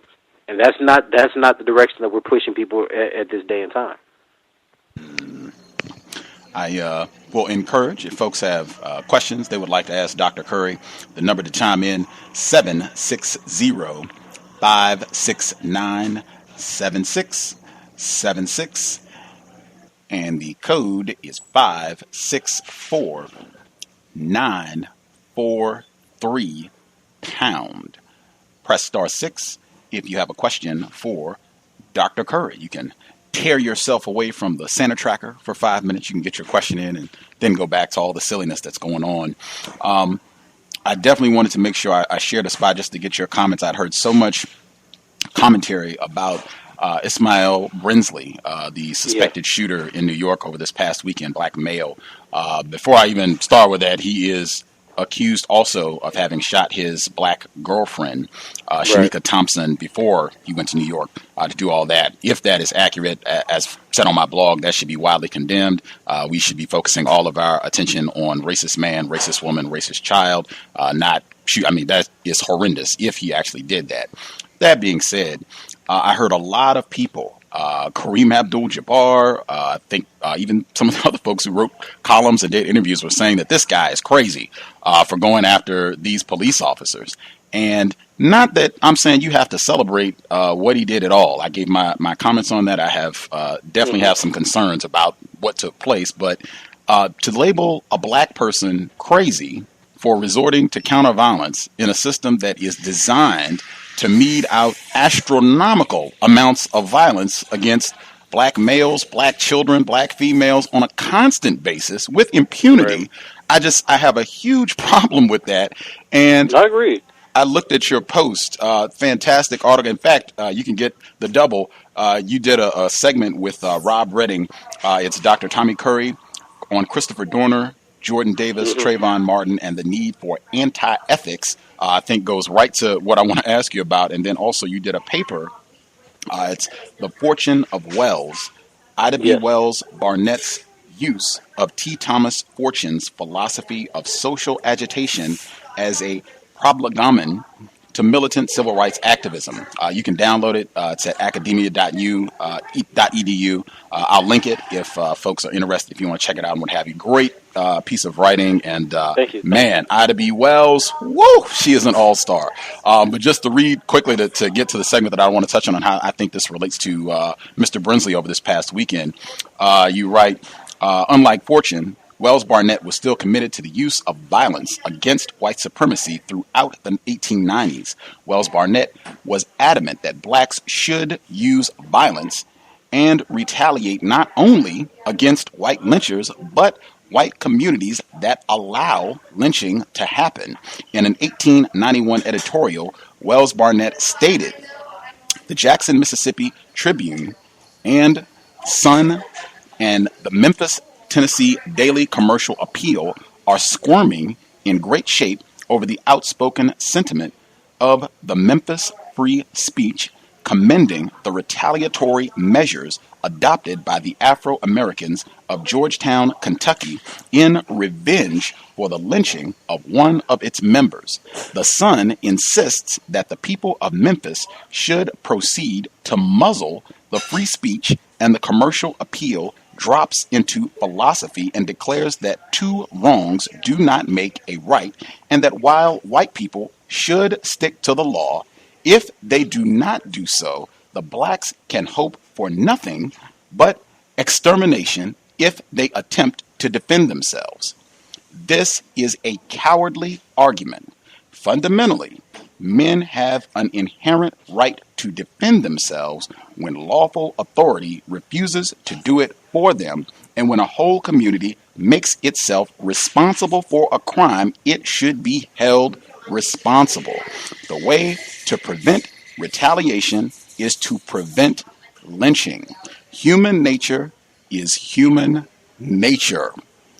Man, Ida B. Wells, incredible. Yeah. Can you tie this to just the commentary that you've seen regarding the conduct or the reported actions of Mr. Brinsley? Absolutely. Look, I'll go on to say, I'm not perpetuating or, saying that people should go out and kill cops. However, I think that one of the aspects that you have to understand about oppression and how people react to being in oppressive conditions is that they're going to be outbursts of violence. And this is what Wells is saying, that, look, you have two ways of looking at this. Either you're going to be lynched and you're going to die, or you're going to die because you're refusing to be lynched, right? So in that world where there's a catch-22, what the society is trying to do is show black people, every time they kill these black men, that's why I keep telling people, is that when you kill a black man and you leave his body out there, it is the symbol of the fact that the people can do no harm to whites.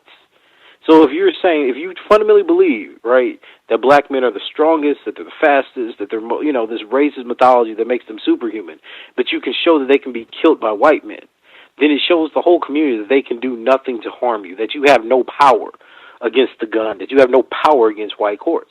So when you see this guy just get up, and kill two cops, now white society is saying, hey, look, this is everybody. So now we're going to use this example to criminalize and to de-radicalize. Remember what they call for a stop of all protests, right?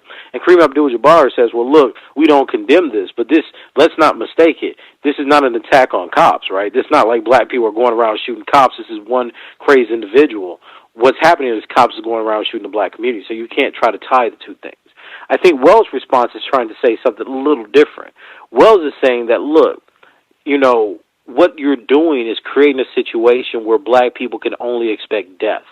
So if you're going to die, the question is, why do you choose to die as a victim rather than being a person that's resisting victimhood and dehumanization? And that's the Wells conversation is the conversation that I'm saying that we haven't had, right? Because Wells would say that people are being cowards because they've already pre-chosen what the movement could look like. In other words, everybody's trying to say we are only nonviolent. And I have no problem with you using nonviolence if it's effective. But if you're going to say that any movement to be successful can only be X, then you need to prove me that only being X has worked. Historically, nonviolence has not worked.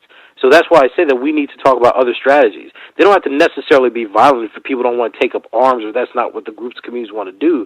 But we have to say, well, look, how are we going to economically chastise white people? How are we going to punish or destroy these businesses, X, Y, and Z? There's a myriad of ways that you can resist, right? But those aren't the types of conversations. So Wells would not see what we're doing now as being a very effective notion of resisting anti-blackness because we've already arrived at a predetermined, unreflective, and uncontemplated answer, right?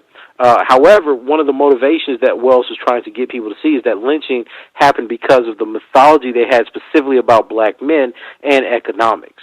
Because she also talks about how she believed that lynching on black men was at one time justified until she lost her dear friend Thomas Moss simply because he was trying to own a grocery store. And she said, this is not about black men raping white women. That's an excuse, right? The myth of the black rapist is an excuse. It's an irrational fear they use to justify lynching even innocent black men who do something they don't like, which in this case was, compete with them economically. And this is the same thing that we have to ask ourselves today. What is it that the white society is trying to communicate in killing black men? They're trying to send a message. They're trying to instill fear. They're trying to show that something's not going to happen and they want something. Societies build hierarchies and terror based on a political interest, and we have not identified that. It's not just white privilege. There's this white people are communicating to black people that this is a white republic, that there will not be another black president, that you will not, even with a black president, you will not fundamentally change the structures of what this country looks like. The UN has cited us for human rights abuses and the killing of these black people in the streets. It's cited us for human rights abuses, incarceration. It's cited us for human rights abuses and poverty. It's cited us for human rights abuses and the death penalty. All these things suggest to us that we're not living in the most free country, but in fact, one of the most repressive and violent countries.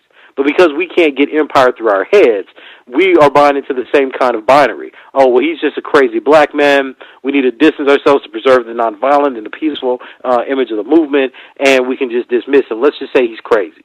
Well, he probably is crazy, right? He shot his girlfriend. He shot two cops, right? But that's not the question. The question becomes, does that mean that all violence is a function of crazy people, or can some violence be necessary, revolutionary, and, effective? Absolutely. Absolutely. I also and you mentioned it briefly, I thought it was so profound, Ida B. Wells Barnett, her having some reflection and saying, wow, I thought these lynchings were justified at times. Exactly. I thought they had done something wrong, or, you know, whatever. The white people had to do this until, as you said, it happened to her friend where, oh, wait a minute, this guy was not doing anything. He was just trying to be self-sufficient, having a store, taking care of himself economically, and that was interpreted as a threat and justification for white terrorism, murdering black people. Like, oh, okay. And I thought that is huge. Like, if Ida B. Wells, someone who I know a lot of people just have immense regard, and they should, for her scholarship and everything that she did to fight against racism. But if even she could be thinking, oh, wow, I thought this was justified up to a point, I am sure that continues well today in the 21st century, where I'm sure. Go ahead. Yeah. But you know, this is the point I always tell people, is that, you know, I like Ida B. Wells precisely because of the role she plays in larger black intellectual movements like the Afro-American League, etc. But what we have today is a discourse that says, if you're a black woman, you don't believe any racist stereotypes about black men. That's just beyond you, right? If you're black progressive, oh, you're safe from believing any notions of anti-black. This is bullshit. This is not true, right? You can certainly internalize, just like Ida B. Wells did, certain negative aspects about black men and about black people and the rationalizations for white violence. You can internalize that. It is not until you see the contradiction that you need to step back and say, oh, that doesn't make sense. This isn't about rape. This is about economics, right? The same thing I've been telling people about Ray Rice and Bill Cosby. It could very well be the case that Bill Cosby's a rapist. I don't know. I'm not a huge Cosby fan. I'm just saying we should get some evidence besides a whole bunch of people just saying X. Some people disagree, that's fine. I don't know whether he's guilty or innocent. However, to suggest that Bill Cosby is indicative of the latent characteristics that all black men share, that's the racist problem. See, that's how people internalize these notions, where they say that this case in point is the characteristic of all groups of people. And this is what white people have been doing to black people for years. The only difference now is if you get a black progressive to say it, or a black male feminist to say it, or a black feminist to say it, then suddenly it becomes okay. And I was like, no, you don't get to hide behind your identity, right? If you say the same thing that racist white people say, then I'm going to accuse you of manipulating racism or having white racial misandry towards black men. That's the reality. Because you're identifying and participating in a kind of ideology that's based in certain material realities that lead to the convictions, death, and murders of black men based on this stereotype, regardless if it's true or false. There are black men who've been accused based on white women or black women saying they've raped them and being held in jail. Right? I mean, in my book, I talk about cases where black men have been accused of it. The woman comes back and said it was a lie, and they're still been in jail for 3 or 4 months. Right? So these things happen. So this is not somewhere we could just say, oh, it's no big deal. You could just, an accusation doesn't matter. No, this goes down to what they're teaching us to believe about ourselves. It makes it easier for them to justify and rationalize the murders, death, and killing of black men in our society and in our communities. So we have to police ourselves. And I think Ida B. Wells, as you say, is a great example of that, because she shows that everyone is vulnerable to these larger ideological notions and tropes of anti-black racism. That just because you think you hold a progressive political option doesn't mean that you have a clear epistemic lens, that the way that you still know the world and what you take to be true in the world can still be subject to the ideological remnants of white supremacy. And this is the difficulty. But this is, King said this, Fanon said this when he pointed out the problem of the national bourgeoisie. Tons of black radicals have said this. Huey P. Newton hates black elites and the bourgeois, right? Because this is exactly what they're saying. You internalize this stuff. And what people keep missing about Carter G. Woodson's miseducation is like you learn this stuff from education. You learn these theories from white systems of economics, law, and religion to think of black people as inferior. And today, the same people that, Carter G. Woodson is criticizing and saying we shouldn't trust become the overwhelming voice of people who are leading the discourses and the journalistic information of our people. That's a very, very dangerous trend. We need people to do fact checks. We need people to be suspicious of ideologies that come from the academies. We need people to be suspicious of people who in large ways distance and find themselves outside of the type of blackness that's being persecuted and killed on a daily basis. So, like I said, we need to do a better job of policing ourselves in terms of our thoughts and ideas. Absolutely. The system of white supremacy, in my opinion, being so dominant, I would be surprised, any black person, if you have not succumbed in some way, shape, or form to some of these racist concepts. I mean, we're literally, we are breathing them every day. I will hit the phone lines. If folks have comments, questions, feel free, chime in. The number again, 760-569-7676. The code is 564-943#.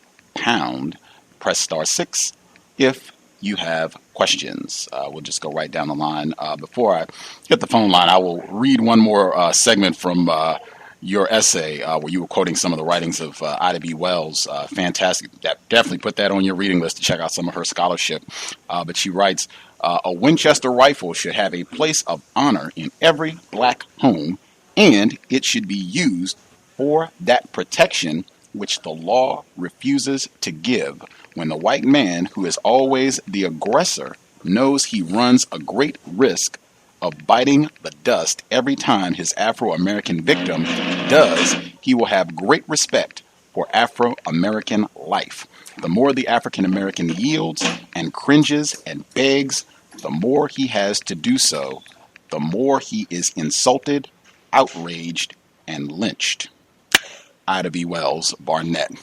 Outstanding. The person that dialed in, last four digits, 0586. 0586. Did you have a question for Dr. Curry? Yes. Hello, welcome. And I'd like to know in what way does Dr. Curry think that things could get worse? He did a beautiful job of just, explaining how we're being slaughtered, etc. But does he think it could just get a lot worse? And if so, what could that look like? Thank you. No, thank you for the question. I think it could get worse in the sense that, black unemployment and incarceration are constantly increasing. One of the problems that I have with the way that places like the Root and the Griot talk about black unemployment is they'll say things like black female unemployment remains unchanged, but then they never tell you what the overall employment of black people are or what black male employment is. So black male employment, I think, is like 16%. Black female employment is like 10.6, so it's barely changed at all. But what those numbers suggest to us is that instead of focusing on just one identity, that overall unemployment and underemployment, that means black people working more than one job, is increasing right now. So that means that as our poverty increases, that we'll see more and more justifications for people to do more and more of what they're doing right now. It also means that we'll see less and less black people being able to be socially mobile, so they won't be able to go from poverty to the middle class. It means that more of us are going to stay in poverty, right? So what does this mean? Well, it means that you're going to get this undercast that Michelle Alexander was talking about. We're going to see more and more black people locked up. We're going to see more and more black people that's poor. See less and less black people that's in business and in college able to get social mobility. We can literally be a population that we see or imagine being in what we call quote unquote third world countries, right? Where only our elites and our most privileged will be able to kind of rise above that situation. I think this is also what you got in Eugene Robinson's book, where he was saying that you have this looming threat of a southern black poor population kind of ruining it for the rest of black people across the country.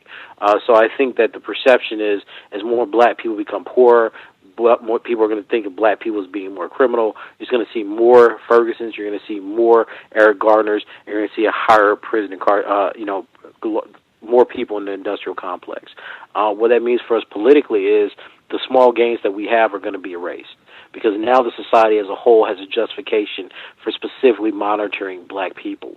The other thing is that with this huge backlash that we see with the Republican Congress, it could also mean that we're going to see a rollback of civil rights even more than what we've seen under Obama. So it means affirmative action, equal opportunity. These things could be, in the next 10 years, could be things of myth. They could become historical notions that simply did not work. And we could literally go back to the kind of neocon revolution that we had under the Reagan administration. That the effect of that would mean that black people, they would have no moral suasion. They would have no ability or platforms by which they can assert rights. So I see this as turning back to almost 1954, 1960 levels if the economic and political conditions continue going. Remember, the Supreme Court is now saying that we don't even have rights to resist police, right? So they're criminalizing even, our right to, search and seizure, et cetera. this could be very dangerous times. This could be a turning point. Everybody keeps talking about it in terms of opening up an expansion of democracy because of protests without looking at how laws and how governments and courts are actually beefing up police power and rights against protesters. This is a very dangerous moment for us. So that's how I see it as getting worse. Okay. Thank you very much for your time. Really no, ma'am. Thank you for the question. You're welcome. Appreciate that call as well. The person that dialed in, last four digits, 0747. 0747. Did you have a question for Dr. Curry? Yes, Gus. Hey, this is Mr. Hill. How you doing today? Right poorly. Quick question. Well, it's a statement and then a question. The statement is I want to say thank you for challenging Tim Wise. I don't think a lot of black intellectuals do that, and I appreciate that. I appreciate it. You're welcome. My question to you is this: if the black bourgeoisie isn't the way to go, and the conscious community, which is when I'm saying conscious community, I'm gonna just put some names out, and you tell me if you heard of them: Rumain Johnson and yep. Dr. Phil Valentine and yep. all those guys. To me, they're no different than the guys you see, in my opinion, on the Melissa Harry Perry and the Eric Dyson and all those guys, because I think it's the same side of the coin. Either you're a radical revolutionary or you're a bourgeoisie intellectual. And the question I have is, everybody's talking about what black people should do, but no one really has a concrete theory on how to make it work in action. I would like to hear your response on that. I think to a certain extent you're right. I haven't. People have asked me about Dr. Umar Johnson for a while. I've checked out some of his segments. I think it's commendable that he's trying to start a school. But in terms of the political analysis, in terms of what we should do, you're right. I'm not that impressed with that aspect. But I haven't read all his stuff, so I could be missing something. Same thing with Valentine. I think there's good descriptive analysis there, but you're right. There's not a situation of what we should do. In terms of the people that you got to get on MSNBC, well, we know what that story is, right? We react to things. It's terrible this happened. Black men bad, progressives good, Obama good. We know what that story is. So here's what I concretely think. I think that black intellectuals are not being trained to study the black community. I've said this before. I think that's the major problem that we have in terms of speaking about race and racism in this country. Two, I think the effect of that is that we don't educate young students coming out to be sensitive about going into fields that can do things to actually better the black community. In other words, what we see are a lot of people that have degrees in English or disciplinary studies telling us about violence in the black community instead of talking to social workers or sociologists, right? I think that's a huge gap, or criminologists. Okay, and I think the third thing is, since we know that class is not able and ready, then we have to ask ourselves, well, then who are going to be the people that are trying to lead to change? If we're talking about black communities, largely we're talking about people who don't have access, right? So these are people who don't have money, they don't have the necessary degrees or titles that can manipulate the state. So majorly we're talking about activists. And largely activist sentiments are going to be very different than things that are full of historical analysis or legal analysis, etc. So what we need to call for is a re-education of black people with the goal to engineer a certain political product. In other words, we need people to teach students what they should do, what they should be aware of, and then try to prepare them to think constructively and innovatively within these systems to get us certain results, right? This is the same thing we used when we were trying to fight for desegregation. This was Charles Hamilton Houston system. We saw Thurgood Marshall as a product of that system. We have to return back to some very basic types of sentiments. I think that the notions of complexity and ideology that we're accepting as being fed to black people is just useless these days. I think it only serves the people who want to define themselves as liberal or feminists or whatever. So I think that we have to get back to the concrete reality of black folk in the communities. And what I think that means for a lot of present-day academics is that they have to put their work up to be measured by what's going on in communities. Right now, people just talk. right? I mean, you think about this. People just say things. I mean, I've listened to MSNBC and people said things that were factually incorrect. I remember the debate about Boyce Watkins when he started talking about exonerations and false rape convictions. People, people from all sides were just, I disagree with Boyce Watkins about most of the things he says, but in this case, he was actually correct. So the question becomes, do we reject people simply because they're not one political ideology, or do we evaluate them based on what issue they get right or wrong?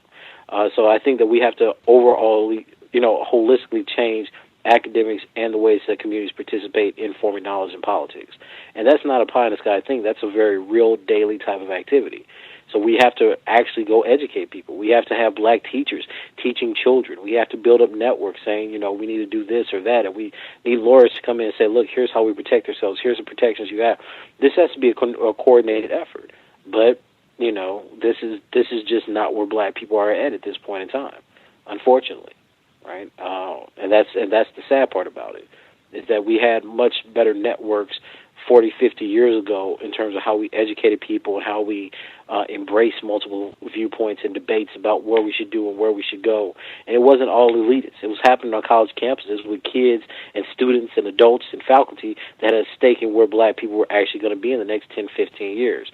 Today, like I say, you say the right thing, you get a paycheck. You write the right kind of blog, you get a paycheck. That's what most people are about, and I think that it does a dishonorable service to the history of black scholarship. It doesn't do any good to black politics, and it certainly doesn't do any honor to what black people have suffered and died for the last 2 or 3 centuries.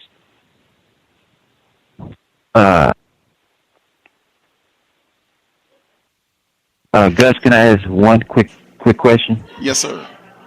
Okay. And the reason why I brought that question up to you is because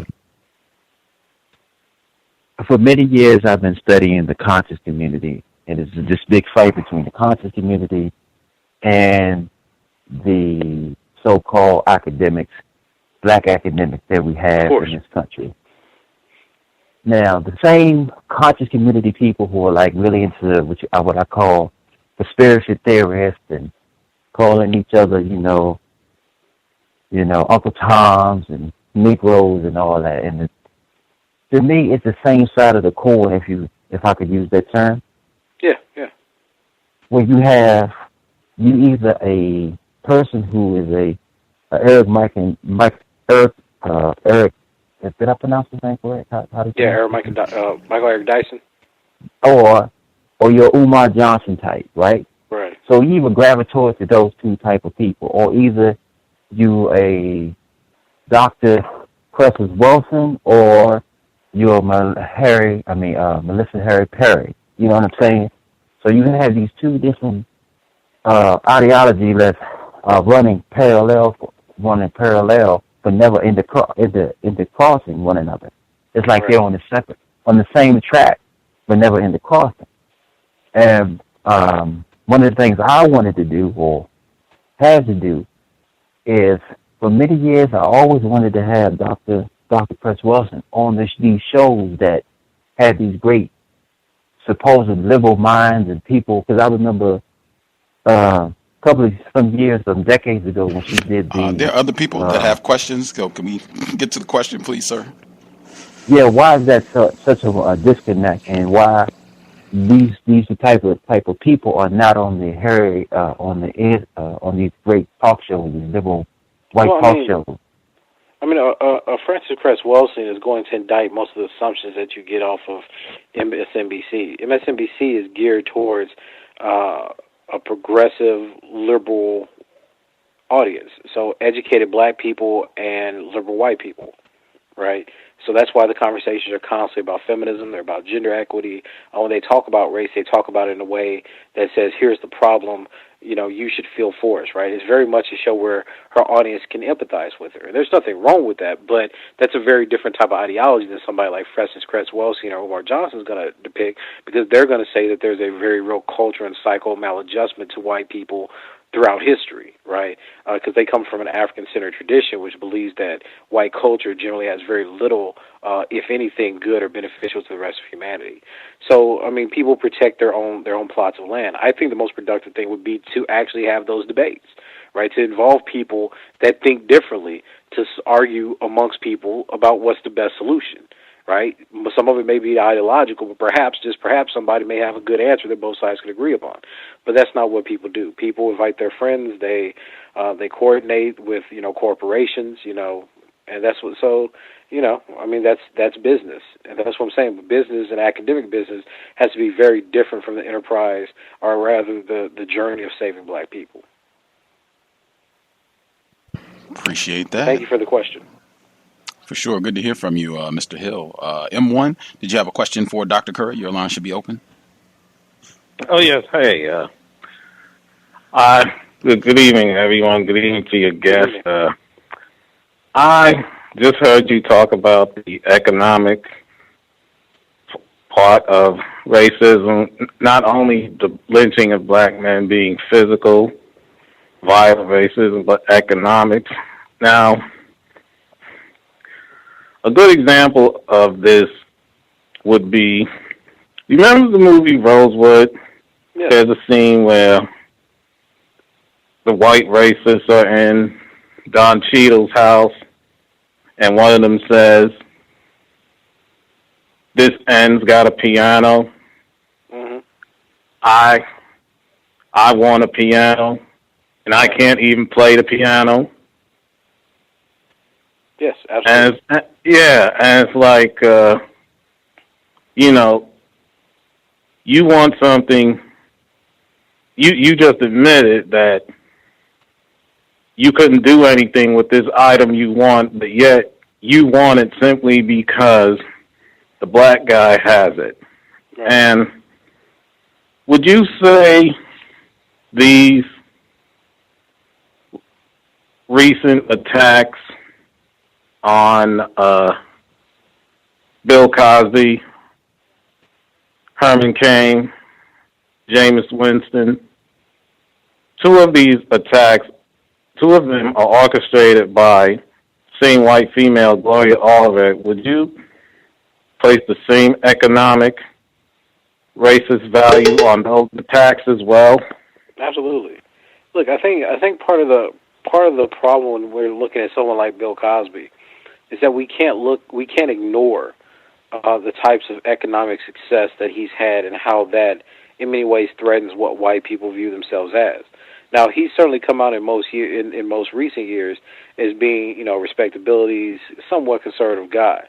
But, for some reason, people are much more threatened by that than I am. I mean, I read the history of black people, so I know there's tons of black people like that. Arthur Ashe was like that, and we think of him as a hero, in many aspects. This is how certain generations of people saw themselves. That's what they saw black people as doing. I disagree with it, but I don't think that it's the same type of project of racism and white supremacy that actual white supremacy is, right? I think one of the things that happens today is that we pretend that the black person that's not on the liberal progressive side of things is the same thing as a white racist, and we need to divest ourselves of that kind of illusion. Bill Cosby may be an asshole. He may actually be guilty of rape. But that's not the same of the histories and courts and militaries and police and vigilantes and people who have lynched, murdered, raped black men and women for the last 2 or 3 centuries. But that's what we teach black people these days, that somehow this one black man is just as evil as anyone else. So the economic train of thought there is, if you can show that a whole bunch of women, mostly white women, have this fear and have been victimized by Cosby, who's 77 years old now, then it does something to destroy his legacy. It puts doubt into everything that he's done for black people. And that propaganda campaign is working precisely because black people don't have critical distance. What we have is ideological demand, which is to say that any black man who is accused of rape is guilty of rape. We saw the same thing with James Winston, the football player. And the most disappointing thing about that was that even Mark Anthony Neal ran some blog posts that literally said, I think the guy's name was Byron Hurt, that literally said that, well, despite the history of the myth of the black rapist, if a woman accuses a black man of rape, we should believe the woman. And I was like, well, I don't understand. On what basis? Well, just because we want to say that we're progressive. I was like, that's not evidence. That's not anything. That's just ushering a moral demand.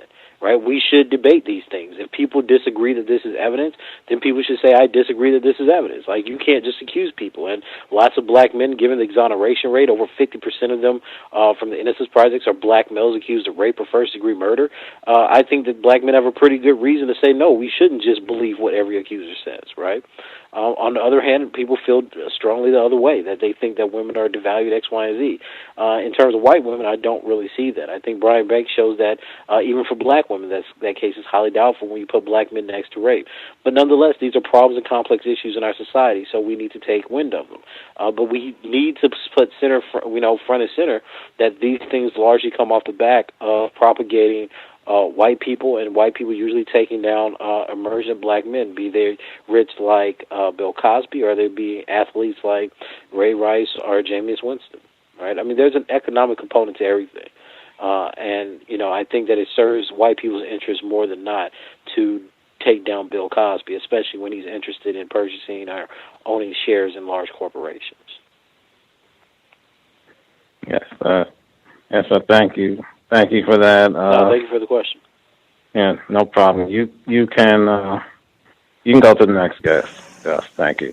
Mm-hmm. Lashes, did you have a question for Dr. Curry? Your line should be open.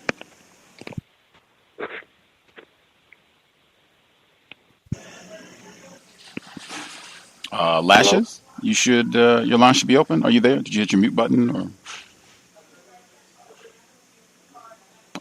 Not hearing anything still. If you are there, if you are speaking, we are not hearing you.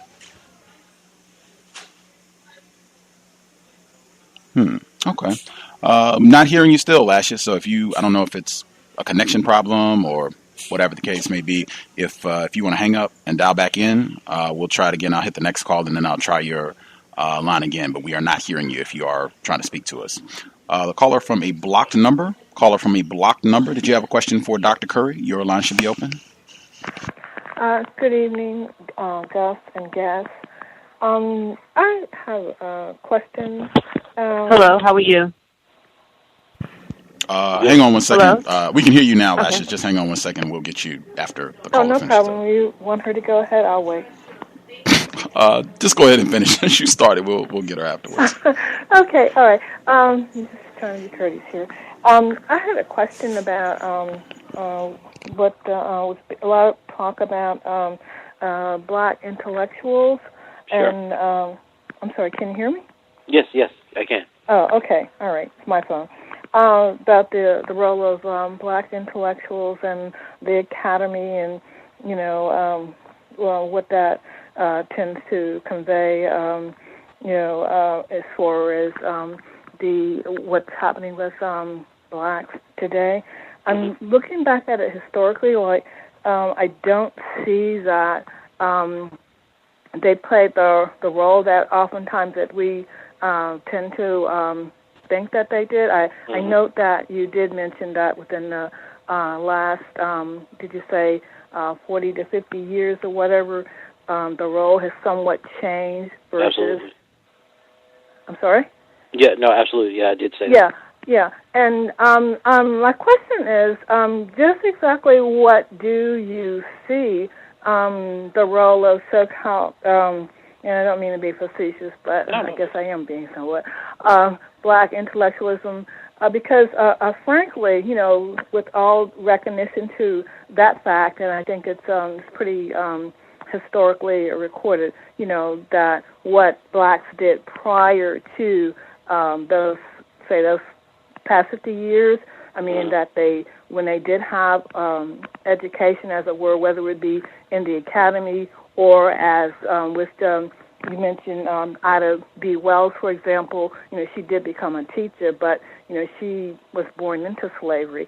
And a lot of the contributions that were made by blacks, I don't think, at that particular point in time, I don't think that they were considering themselves so much as an intellectual class per se, but just as, and I'm trying to make somewhat of an analogy between that and what took place in the 60s, and the fact that the youth in Ferguson, Missouri, were certainly not, to my understanding, in the academy, as it were, and that a lot of the movement forward is not coming from black intellectuals. In fact, there's a contradiction. So I'm just be interested in your opinion in regard to that. Well, I think historically, like at the turn of the century, you do have a rise of a class like, William Ferris, Alexander Crummell, W.E.B. Du Bois, that are making arguments about how black intellectuals need to lead, pretty much black workers out of Reconstruction to those absolute racial truths. Like I said, there's always been this debate, and I think what happens if you fast forward to the 1970s and 80s is that after the Civil Rights Movement, when people were trying to use integration as the basis of black progress, you got a certain class of black bourgeois that had degrees from Harvard, Yale, Cornell, etc., that said we will now be the voices of these things. So that's where you get debates between Joyce and, Skip Gates. You get the debates between Malefi Asante and other progressives about what black people need to do. And today we see this debate most prominently behind black liberals and black feminists pretty much dictating what movements should or should not look like, what voices aren't being left out. In terms of the students or the youthful protests, what I'm suggesting is that many of the people that are energized by the social media aspect of the movement, Black Twitter, Facebook, etc., are largely students who are kind of in the concentric circles, like undergrads, etc., that are taking up this rhetoric that Black Lives Matter. Right? That's why this is becoming kind of a generational slogan. What I'm trying to point out is that the understandings of why these young people are doing this, not that they're necessarily in the academy, right? They could be undergrads, they could be activists, I'm saying that, but the ideologies of explaining why these things happen, the slogans, the types of issues they're focusing on, like white privilege and police brutality specifically, these things highlight spectacles of this time period.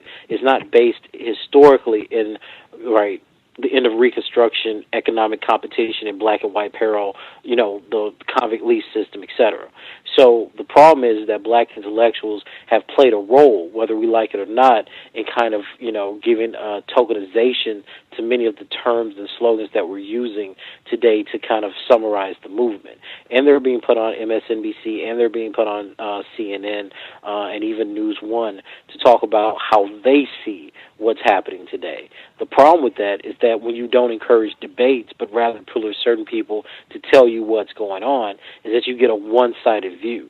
So you're not getting people who say, well, I disagree with nonviolence, what about violence? I disagree with nonviolence protests, what about boycotts? You see what I'm saying? We don't have that complexity, largely because that's beyond the theoretical innovations of the people that's actually coming up with these slogans and using these theories in the academy. So I think young people, be they activists or be they, they students, or even some of these communities in Ferguson, are victims to like these larger discourses. So if you're in Ferguson and you're pissed off because you're constantly being profiled, you're constantly unemployed, you're constantly being harassed, that's going to be a very different story that you have from your everyday experience than what they're telling us on CNN or MSNBC. I think a great example of that is when Don Lemon was arguing with Talib Kweli, right? So you can really see that there's this real friction between what Don Lemon was covering, what Talib Kweli said that he was doing there, and then what everyday people saw. So if we only listen to, say, like Talib Kweli, and we think that he's the representation of the people, even though he's not even from there, and we trust what Don Lemon says or what people like Don Lemon, who they put on their show, then we're missing the ground level. And I think that that's the larger function of how the ideology and how some of these political sentiments are working. The media is kind of filtering what gets through, right? Okay, I guess, not to belabor the point, I guess kind of my question, maybe I didn't do such a great job in presenting it, is also, if I understand you correctly, is to what extent, and I'm not saying it's a class issue versus a racial issue. I hope I'm not trying to convey that at all. I guess I'm looking at the dynamics of the actual class conflict, as it were, as in fact we do have, which we did have manifested greatly during the Black Power movement and the Civil Rights movement. So I guess my concern would be, too, that if I understood you correctly, when you talk about the Don Lemons and the Melissa Harris Perry and all the others, the fact that they may appear to be in the hegemony of, intellectual advance among blacks, I mean, I guess I would be questioning that, the fact that they might be getting a different type of forum. I just kind of like see a contradiction in the dialogue in regard to that, because in fact I don't even see them if that's a comparison between Du Bois talented 10th, even which he, he was, 90-something perhaps when he disavowed that. But I don't see that talented 10th, as it were, as having the impact that, as you mentioned, like a Hugh P. Newton, who also was an intellectual, but a grassroots intellectual. Am I making sense here? Are you understanding me? Yeah, I think so. Okay. I mean, I don't think the elites today are simply embracing the talented 10th ideology at the turn of the century. But I do think that what we have is a more popular ideology that's kind of manipulating or rather dominating the conversation, right? So one of the reasons that we're talking about white privilege and not white supremacy is precisely because white privilege is a more accessible term that's developed over the last 15 years in the academy that people are now trying to use to kind of hashtag in the movement, right? Same thing with like Black Lives Matter. Sure, it's a statement, people could get behind it, but what's the actual substance and content behind it, right? Right now it's particular, it's not historical. So I think that when we say these types of things, certain people who have popular visibility, certain people that have, the ear of the liberal white audience, those are the people that have the voice. And that's what I mean when I say that those voices and those discourses or ideas or categories are framing, what's going on the ground. Because remember, these are the people that we allegedly trust to interpret events to us, right? Not everybody can go down to Ferguson. I'm not, I respectfully disagree in some regards, if I understand you correctly, because sure. I think that, I don't know about I certainly see that what the youth, who are not in the academy, who are probably not in any kind of academic environment as such, given what they have told us about the schools in Ferguson, have done more of a phenomenal job in terms of showing the courage and respect that Black people have for themselves as a race. Ma'am. Yeah, I'm not disagreeing with that aspect. Oh, okay. Right? See, that's not, again, I'm not, what I'm trying to point out is that you're right, that stuff happens. But what's the stories that we get when we turn on the news or when we see blogs or we see, coverage of that? We're not getting the views of people every day from Ferguson. We're getting the views of people who went to Ferguson to tell us what people in Ferguson are doing, right? And I'm just saying that translation ends up more than not fitting closer to the ideas, categories, and politics of their academic training or their political, perspective, rather than the contradictions and complexities and actual heroic stories that we get from people that's outside of the academy. So you think they have a wider audience? Yeah, I think the people who are kind of doing the Twitter social media thing have a wider audience than people that's on the ground in Ferguson that live there every day. Oh, like Ferguson, think about it, Ferguson was practically invisible until all the Black pundits said, "Oh, I'm going to go to Ferguson." Right? Mike Brown gets shot, people go to Ferguson, and then Ferguson becomes Ferguson. But those people have been living that reality forever. Right. Okay. Same thing with the guy that got shot in the cop car in Louisiana. Like, there's Eric Garner's every day. There's Jordan Davis's every day.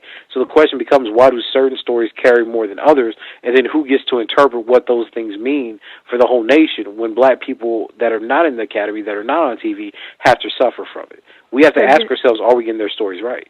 So you don't think that the youth of Ferguson or that community, that grassroots community, given the response across the world, universally in London, China, etc., did not come to them using the technology versus Al Sharpton, which I don't think we would agree is any intellectual. Sure. You're saying that push came more from the Melissa Perry's, I hate to keep using her name, but that representative came more from them, that you give them responsibility. Well, I don't know if I would say personal individuals, but I'm saying that I didn't mean I was using her as I know, yeah. Mm-hmm. No, I think that it's the popularization of it on U.S. media that carried the weight of that. Because, and I think that we can compare it to things like Trayvon Martin, or we could talk, the guy in Louisiana. I mean, let's compare it to other cases and ask why those things haven't gotten the same kind of play if they're based in similar circumstances. All right, thank you. No, thank you. Let's get lashes. You are with us. Your line should be open. Hi, good evening to you and Dr. Curry. Dr. Curry, what book would you recommend to read that discusses in detail the post-Reconstruction era. The reason why I asked, because I do know and believe that a hard reset is coming. So I would like to know, how did black residents or inhabitants of the United States survive and live after Reconstruction era? Wow. See, the book that I teach the most is Du Bois' Black Reconstruction. If we're talking about, so I mean, assuming we're talking about Reconstruction like to the turn of the century, 1920s, 1930s, somebody I really like that doesn't get much play is Claudia Jones. If you're going to talk about the economic trends from like the 1950s to 60s, I really like Harold Cruz. Right, so those are major, off the top of my head, those are the major people that I teach, from that perspective. Can you name those authors again, sir? Yes, ma'am. So Black Reconstruction by W.E.B. Du Bois. Correct. I said in 1935. Claudia Jones. Boyce Davies just did a release of her papers on containment. So if you Google Carol Boyce Davies and Claudia Jones, you'll find her book. And then, of course, Harold Cruz. Okay. Yeah, but I mean, if you're focused on Reconstruction, you have to read Du Bois. I mean, it just, I just think that's required reading for that time period. Okay. Because he's explaining everything that's going on there. Okay. Thank you very much. No, thank you. The person that dialed in, last four digits 9769. 9769. Did you have a question for Dr. Curry? Hello? Sir? Yes. Hello, Dr. Curry? Yes, yes. Okay, I read an article that says whites see racism as a zero-sum game that they are now losing.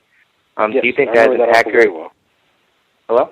Yes, I remember that article very well. It was a study. Oh, yes. Do you think that is an accurate characterization for some of today's manifestations of white supremacy? Absolutely.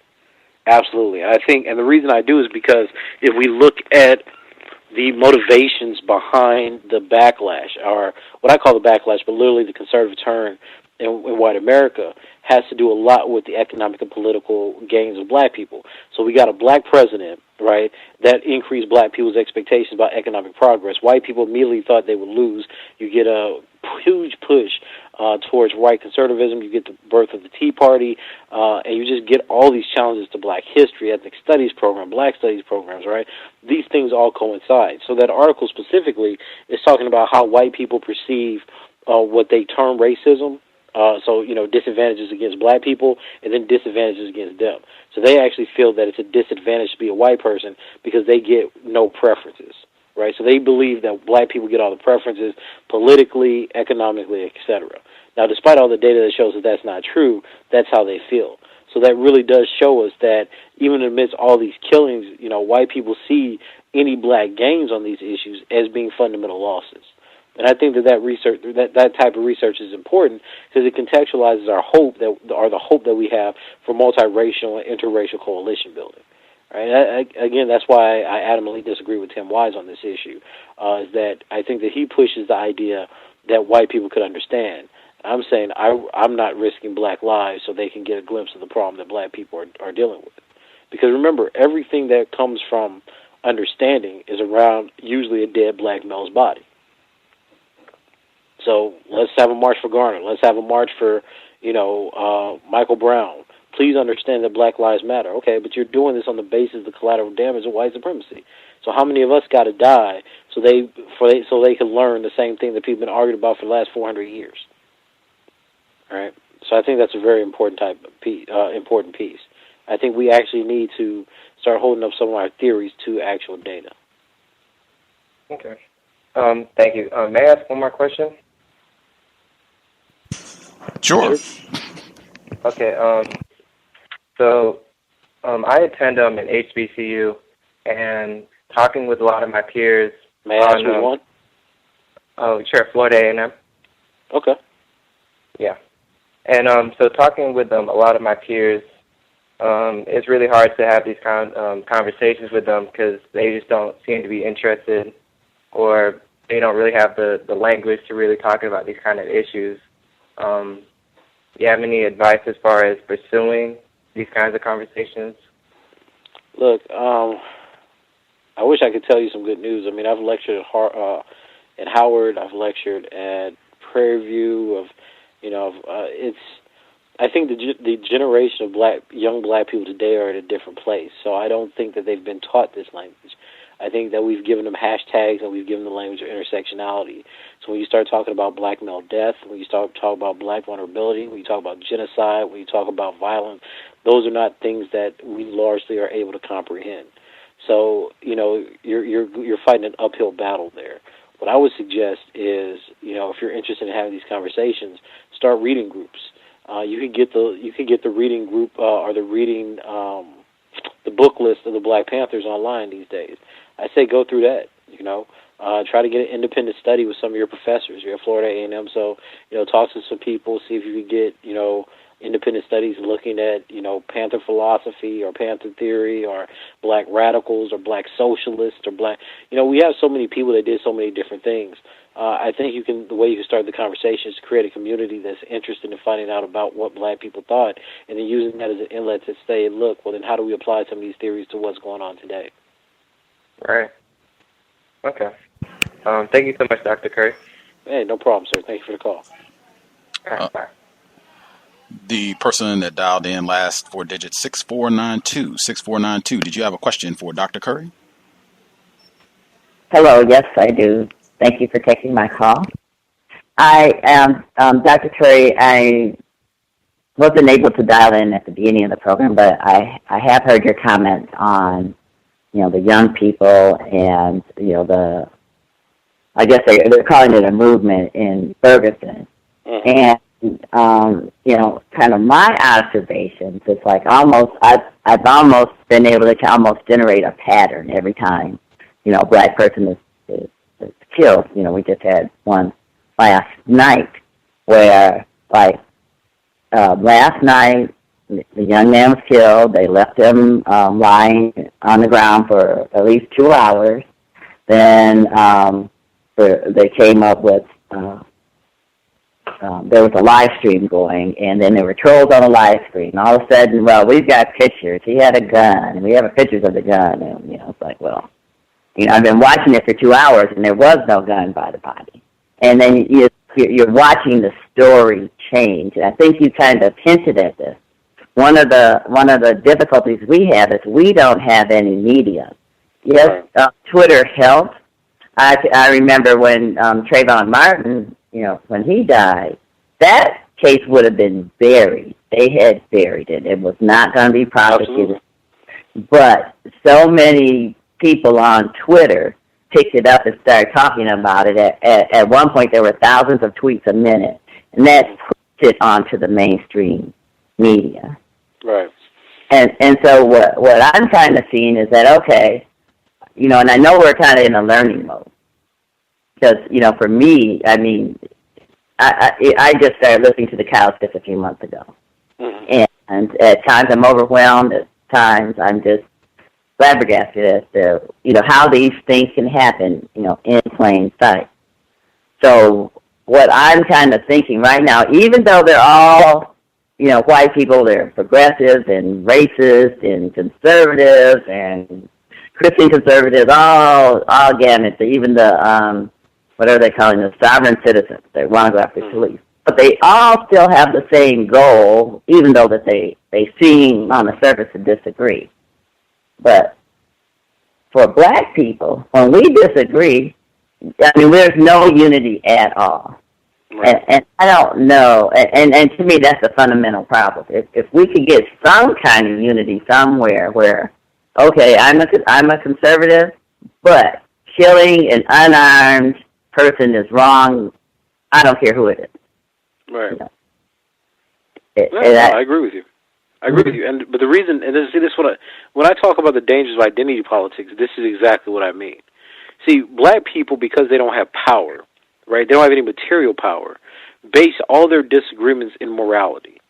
So literally, the person that disagrees with you, right, becomes the bad person.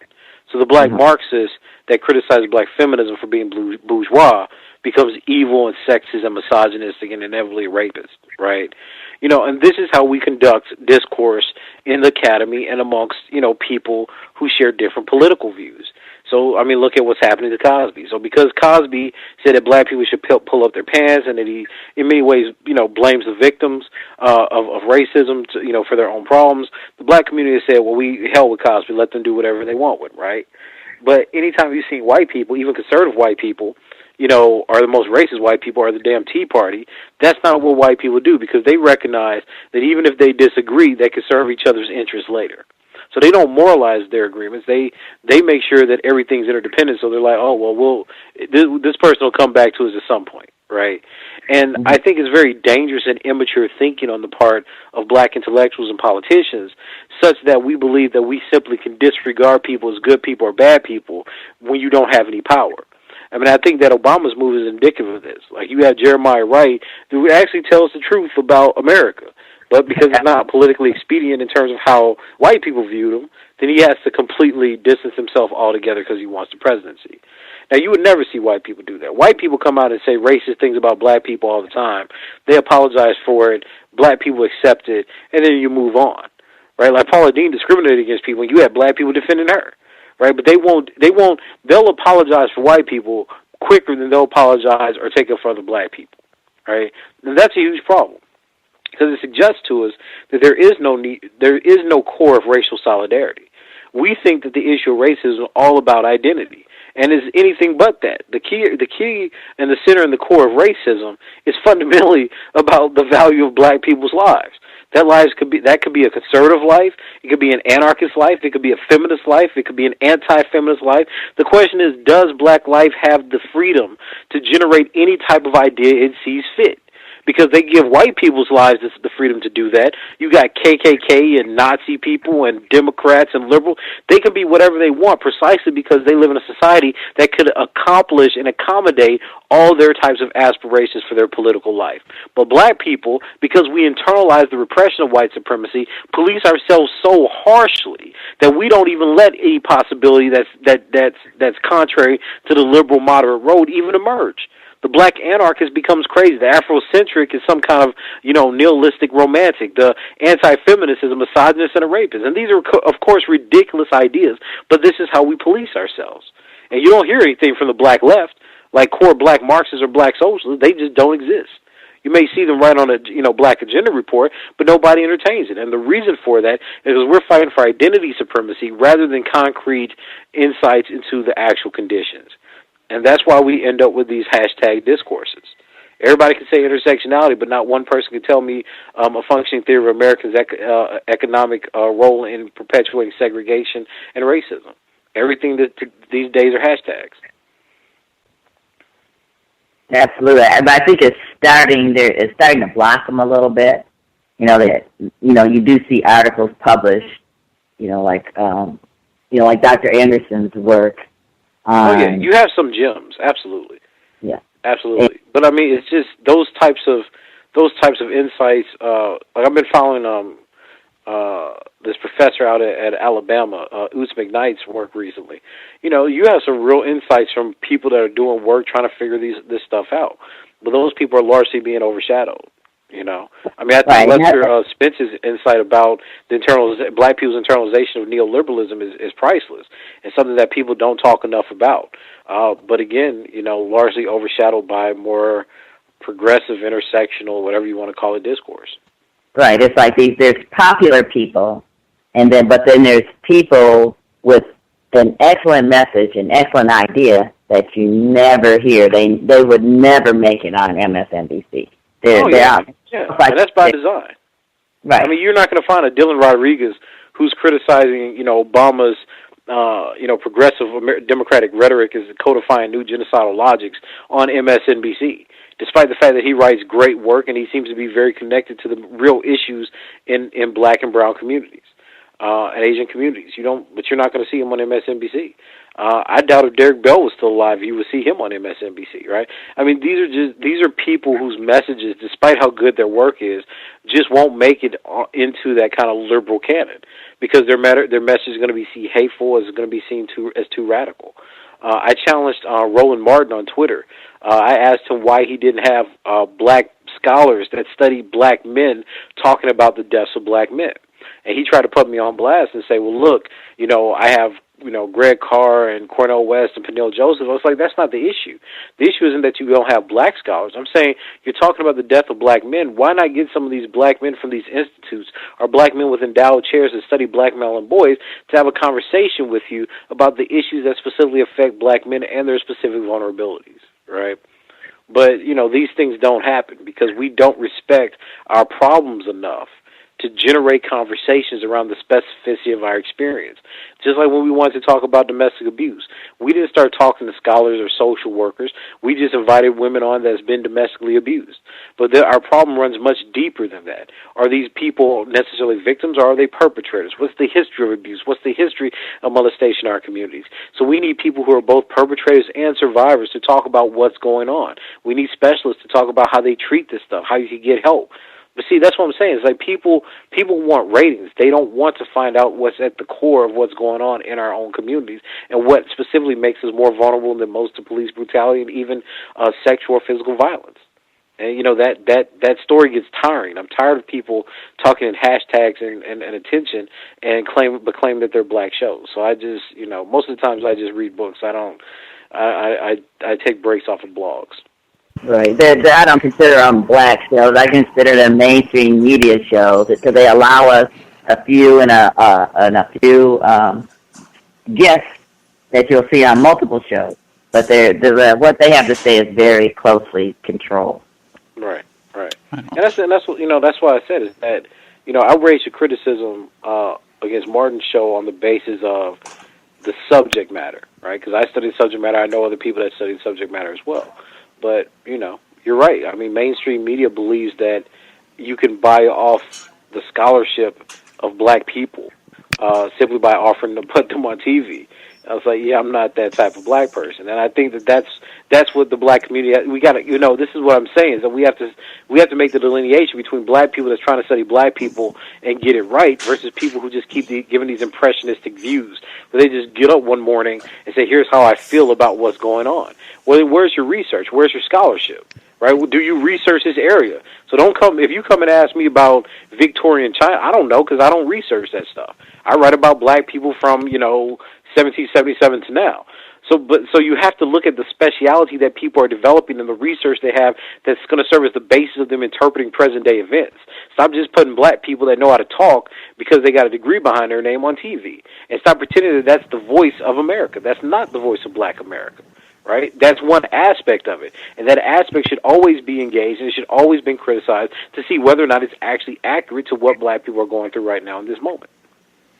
Right on. I want to nab our next caller, try and see if we can get all the folks that dialed in. The person at 0059, did you have a question for Dr. Curry? Yeah, how you doing, Gus and Dr. Curry? This is Joe from DC, Gus. Hope everything is well. Dr. Curry, if I'm not mistaken, your background is in African Studies, correct? Well, my degrees are in philosophy, but all that training has been in African American philosophy, yes.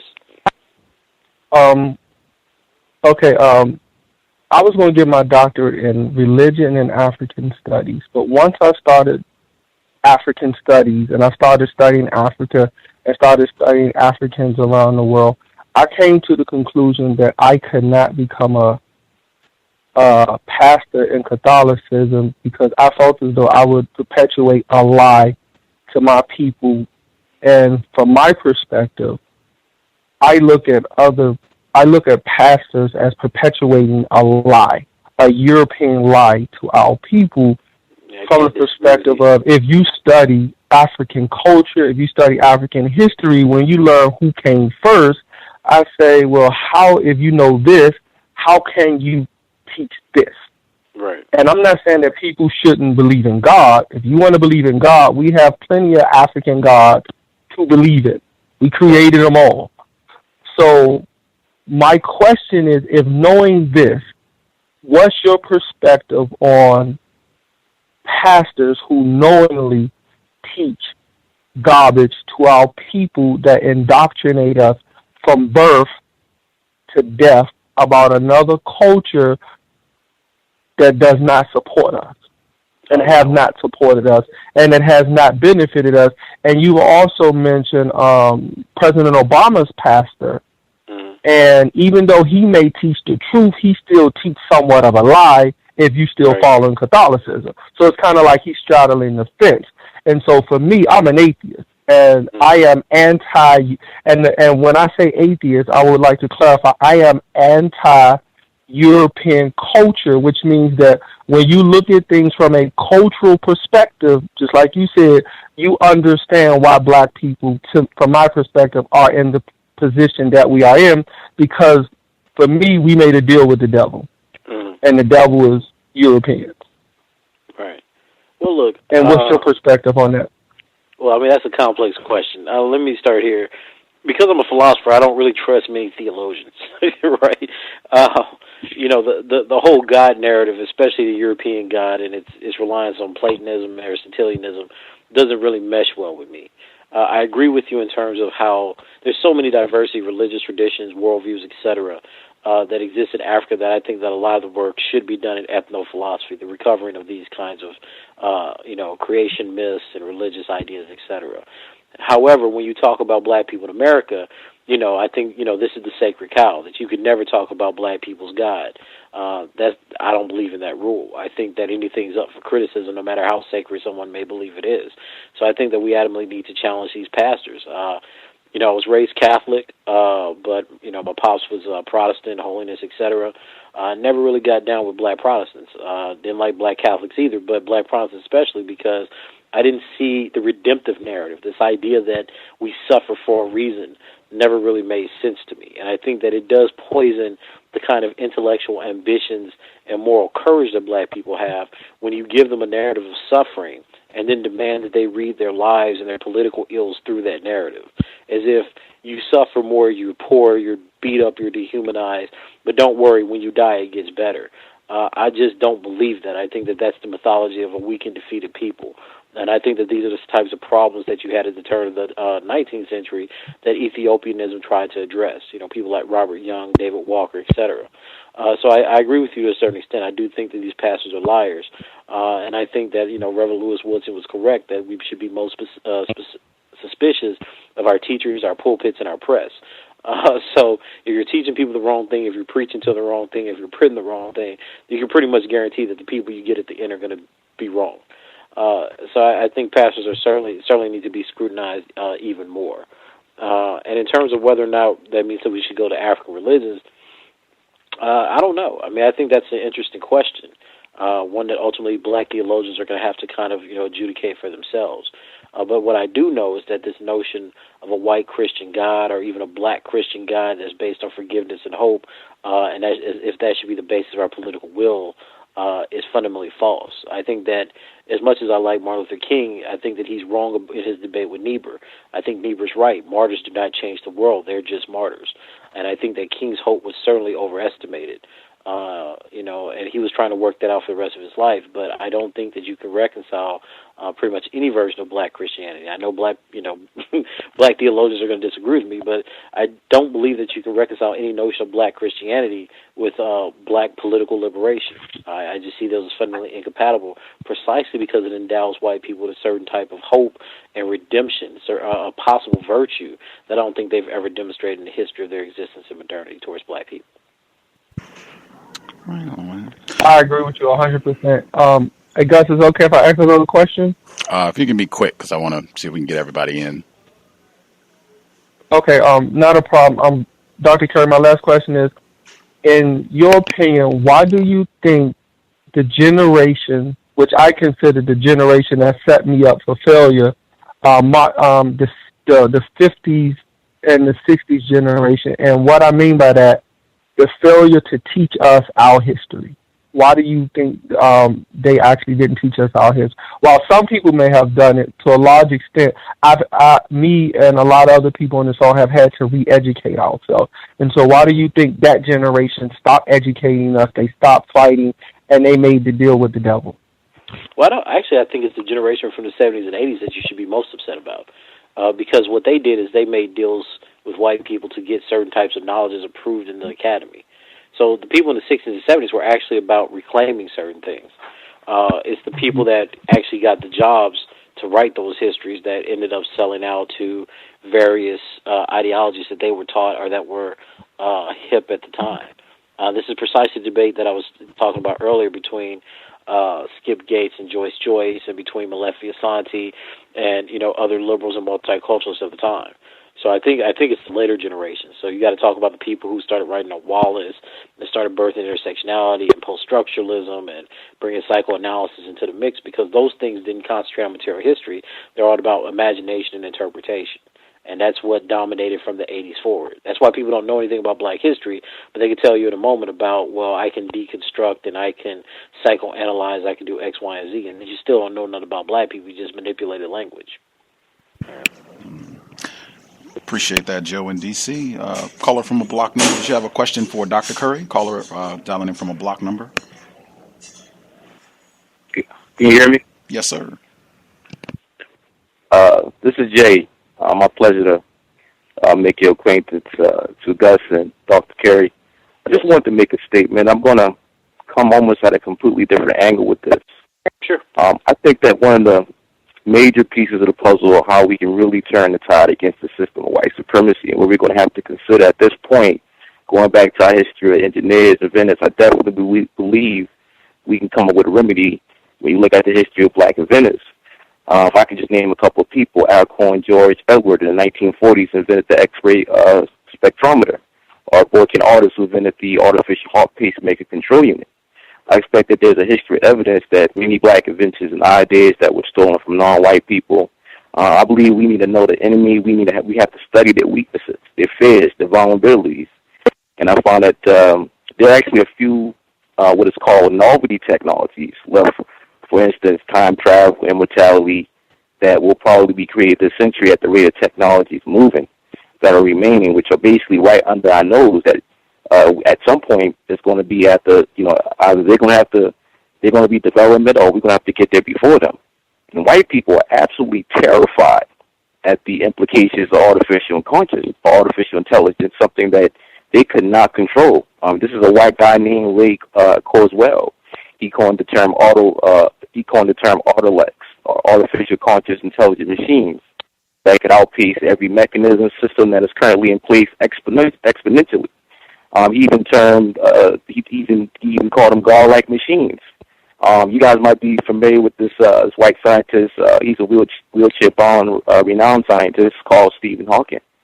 He even talked about how technology should be left for artificial intelligence. I want to try to make sure we get everybody's question in, so if you could get to your question, that would be great, sir. I was going to just say was that I believe that we need to channel back into our ability to invent, engineer, come up with ideas, and just really quick, just to chime something very important that Dr. Compoon stated when he appeared on C-SPAN. White people was trying to stop us from coming up with the one idea. And guys, you may need to delete this segment of the recording for the agents that's out there trying to,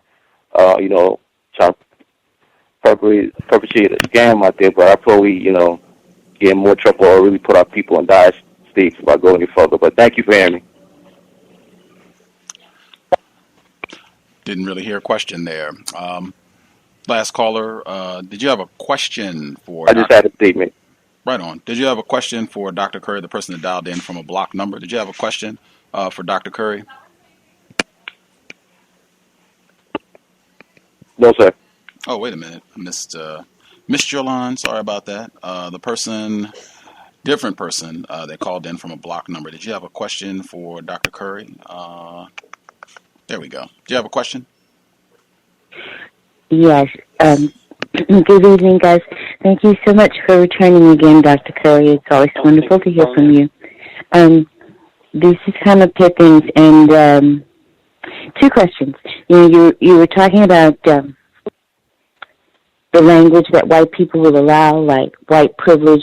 You say that gives you more, allows you to reach a greater white audience. Since you teach, have you found any trigger phrases that just make the white students in your class lose it? Yeah, all white people are racist. They don't seem to react too well to that one.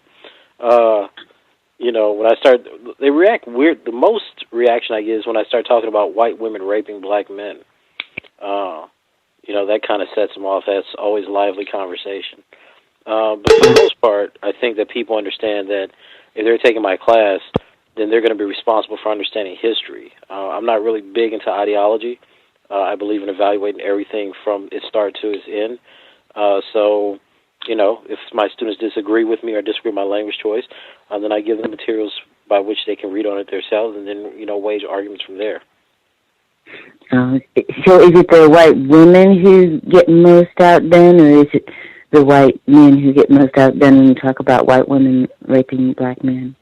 That's really funny. My wife and I were having this conversation. My wife thought that white men were the most racist, and I think that white women are, precisely because white women seem to live in this environment where they're exempt from having to take any accountability for their racism. So the story that emerges in the academy is that, white women were in fact victims of white men, and hence they were tricked into believing in the inferiority of black people. Right? And I was like, well, nothing could be farther from the truth. White women saw themselves as in many ways benefiting from the subjugation of black people, especially black men, when it comes to sexual relationships. So, they could, this is Thomas Foster's work, they could rape them and nobody would care or believe them. If they found out, they just said the black man raped them and then he gets killed. Right? This is the story of Willie McGee.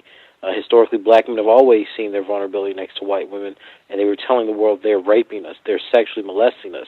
But because black people as well, just as well as white people, internalize this view that black men really just want sex, that you couldn't violate black men, then nothing's really ever come about this research or these kind of movements. And I think that's unfortunate. I mean, we actually celebrate movies that show black men being raped.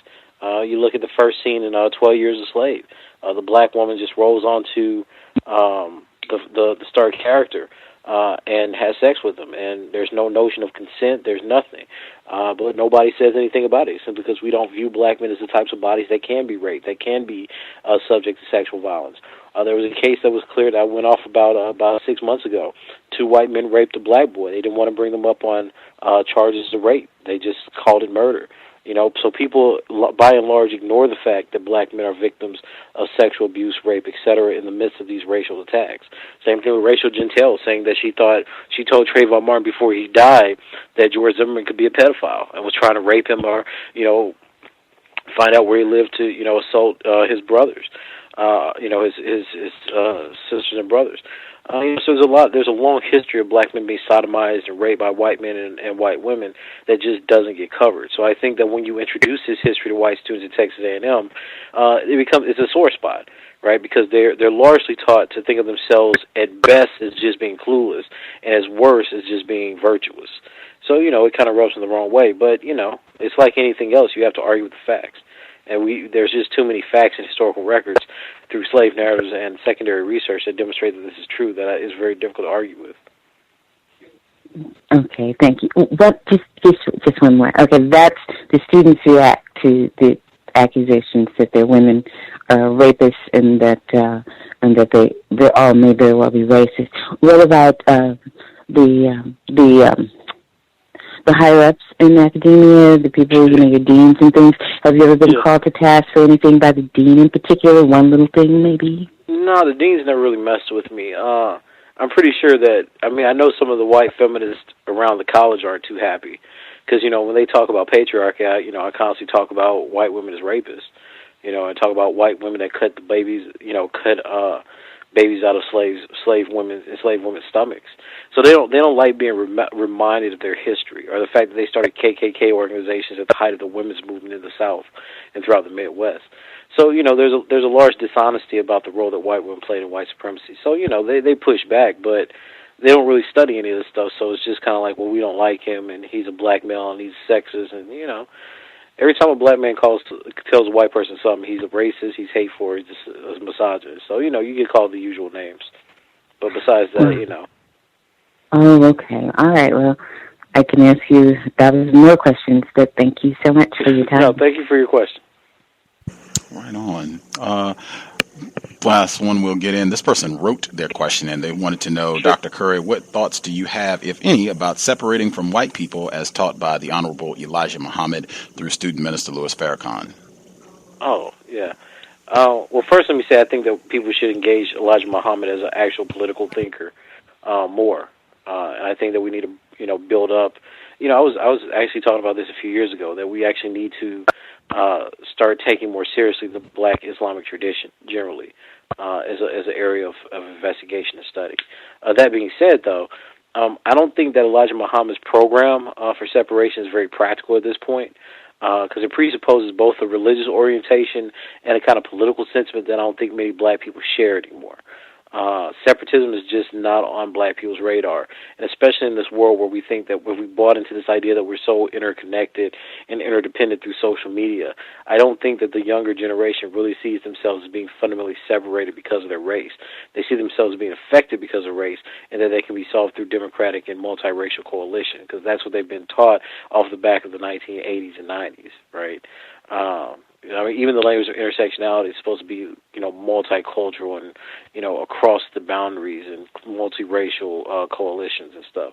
So I don't think that that's very practical. From a historical standpoint, I think it's interesting that, you get this type of sentiment that's being introduced in the 50s and 60s under this kind of religious orientation. But at the same time, you get the pushback, of course, even by the Black Panthers and by King saying that this is not feasible. So, you're kind of up in the air. Do you think that this was achievable? I don't know. If you compare it to the message that you're getting out of Malcolm's organization, the Organization of African Unity, you kind of see the sentiment, but that seems to be more Pan-African to me than not. So I don't know. I don't think that it's practical this day and time, but I think that it's an interesting perspective that deserves serious scholarly attention. Hope that got your question, listener who wrote in. Always a pleasure to have you on the program. I guess last one I'll get in as we are winding it down. We are doing Chris Kyle's American Sniper, our book study session. You're talking about doing some reading and investigating. That movie also is opening tomorrow, December 25th, I think, across the country. This is a professed white killer.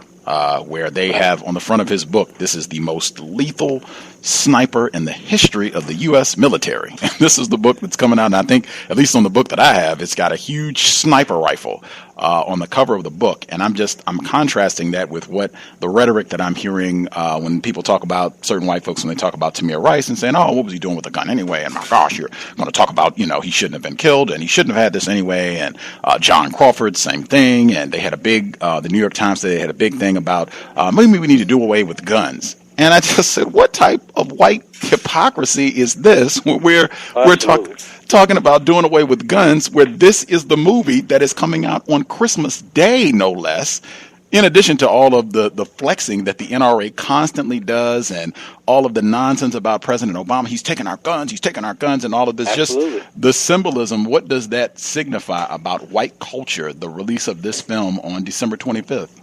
Well, this is why I think Todd Couch's dissertation is so important. I remember when Todd was in my critical race theory class and we were going back and forth about racial realism. That's why it's important, because he's given us an empirical qualitative study about what the symbol of the gun means. And I think that we could even go farther back to the arguments that you got from Huey P. Newton about the gun and the knife, and that of George Jackson, where it says, look, this is a symbol of patriarchy, this is a symbol of empire, and black men have been the largest victims of that kind of sentiment. I know Bell Hooks, for example, doesn't believe that, because she thinks that any black man that tries to arm himself against white people with guns is merely seeking to recreate patriarchy. That seems completely ridiculous to me, but nonetheless, that's what she believes. So, I think that this is part of what I mean when I say that we understudy certain aspects of white supremacy. Here you have black men saying, look, they kill us, they shoot us, they lynch us. This has a lot to do with what they see the symbols of masculinity being, and we problematize that. But then you have a whole group of people saying, well, we don't need to pay attention to these people who've been victims because they were men. So I think that when you look at the American Sniper, that's the epitome of how the gun and the idea of killing certain groups of people is used to make someone a hero. This guy's a hero, right? He's a hero to America. He's a hero of the military. And regardless of what we say or, how we problematize him, people want to be like him. There are going to be little white boys that say that could be me. There are going to be people who join the military to be elite snipers because that could be them. So, this is the world we live in. And if we don't start understanding these symbols and what these stories mean to people and how they play into the white imagination, then, like I said, we're going to continue to remain victims of it. And that's what I tell people. Like, we're marching on the streets. They're dropping bombs, right? Got to think about that. They got tanks. We're marching. They rolling the tanks. It's just, the asymmetry is just so staggering that it just amazes me that we have it, that this isn't part of the conversation. You know what I mean? Absolutely. Book study session on Friday for folks listening in. I always enjoy studying white people, white pathology. You can follow Dr. Tamir Curry on Twitter, Dr. TJC. It's just DRTJC. You can follow him on Twitter. Again, academia.edu, where you can see some of his different papers and what have you that you can check out. He's been with us 3 times before. You can go back in the archives to hear more content. Always a pleasure to hear your views. We will look forward to hearing from you.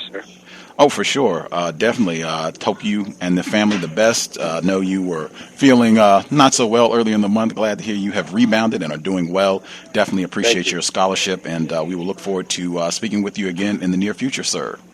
All right. Thank you very much, sir. Enjoy the rest of your evening. All right. You too. For sure. Bye-bye. Good evening. Dr. Tamir Curry, Context of White Supremacy. Again, we'll be back tomorrow. Pam, Trojan Horse Publications, Black Love is a Revolutionary Act, the Interracial Con Game, the Beauty Con Game. Always a hoot to have her in the building. She should be with us tomorrow evening, 8 p.m. Eastern, 5 p.m. Pacific. Will be good to catch up with her. She hasn't been on the program for a minute. Have been chatting with her, so I have heard from her more recently than you all have. But will be a hoot to hear her views on what's been going down the last 3-4 months, what have you, what she has observed, particularly in her area of the world, what's been happening. But she'll be with us tomorrow evening. If you are doing the festive activities, feel free to chime in. If you have black people that you care about that are in the building, that could be a great activity. Turn this on. You all can, sit around, still eat your food or whatever else is going on and listen to what she has to say. Encourage folks to call in if you have questions or what have you. Should be grand, but she will be here tomorrow. Again, the book study session, American Sniper, Chris Kyle, this coming Friday. Very excited. I had wanted to do this book about a year ago, and for whatever reason, I didn't pick it, and I don't think I mentioned it for other people to pick, but it was definitely one that I knew we were going to get to eventually if we stayed on here. So this Friday, there we go. American Sniper, the compensatory call-in this Saturday, and Sunday, NYC Resistance will be back. I was very curious to hear his thoughts about what has transpired in his city of residence over the past 2-3 months, particularly since the announcement about Eric Garner and all the protesting and what have you, and now with the shooting that happened there. Definitely looking forward to hearing his thoughts on what has transpired in the Big Apple. And then on Monday, we have a black male. He's in the States now, but he spent a lot of time in Sweden, and that's what he ended up writing his book on racism about, his experience and his observations of white supremacy racism in Sweden. And it is fascinating. He'll be here on Monday. He is here in the States now, though. He'll be here on Monday, normal broadcast time, 8 p.m. Eastern, 5 p.m. Pacific. Again, we should be rolling consistently for the remainder of 2014. If you have questions, problems, confusion, feel free. Chime and email untiljustice@gmail.com. untiljustice@gmail.com. Fundraising for the close of 2014. If you would like to invest, definitely hit the blog racism-notes.blogspot.com. racism-notes.blogspot.com. Listener supported counter racist radio. PayPal button is in the top right corner. If you are not into PayPal, feel free. Drop an email and we can get you a physical mailing address if you would like to support the program. Definitely thanks to all of the people who have invested and kept us on the air for almost 6 years. I hope the broadcast has been and continues to be worthy of your time and energy. Thanks again for tuning in to the program. Definitely enjoyed hearing from all the callers on what have you. Again, we will be active, so just stay tuned, and hopefully folks can chime in tomorrow with friends and family. I will encourage that. I know you should be around other black people that, mean something to you. If you think we have some constructive information, or at least Pam has some constructive information to offer, chime in with other folks. And we don't really have a whole lot to celebrate with current conditions and what has happened over 2014 and really the whole history of white supremacy. So tune in. Hopefully we can get some life-saving information and maybe even a comment or two about all of this nonsense and why we should be divesting from these sort of white horror days. Thanks again for everyone who tuned in. Hope it was a constructive investment of your Wednesday evening. I would recommend, under conditions of war, white terrorism, sobriety would be best. If you got to consume, I know that's a big part of everything that's going down, get to one spot, stay there, make certain that there are no whites present, do whatever you're going to do, and then leave the following day once you're sober, lucid, in your right mind. It's one of the worst possible decisions that you can make. Being intoxicated and then going to get behind the wheel. I mean, you are asking for trouble. You are making it super easy for suspected race soldiers to terrorize you and cause all sorts of unnecessary problems. Again, under conditions of war, sobriety would be best. Thanks all for tuning in. Creator, help us remain patient with other black people. Help us remain patient with ourselves. Help us manifest maximum levels of black self-respect at all times, in all places, each and every time we are in contact with another black person. It has been time. Replace white supremacy with justice as soon as possible. Context of White Supremacy signing out. Thanks all for tuning in. I'm a victim, brother. You're a victim. I'm a victim of 400 years of conditioning. Shut up. The man has programmed my conditioning. Even my conditioning has been conditioned.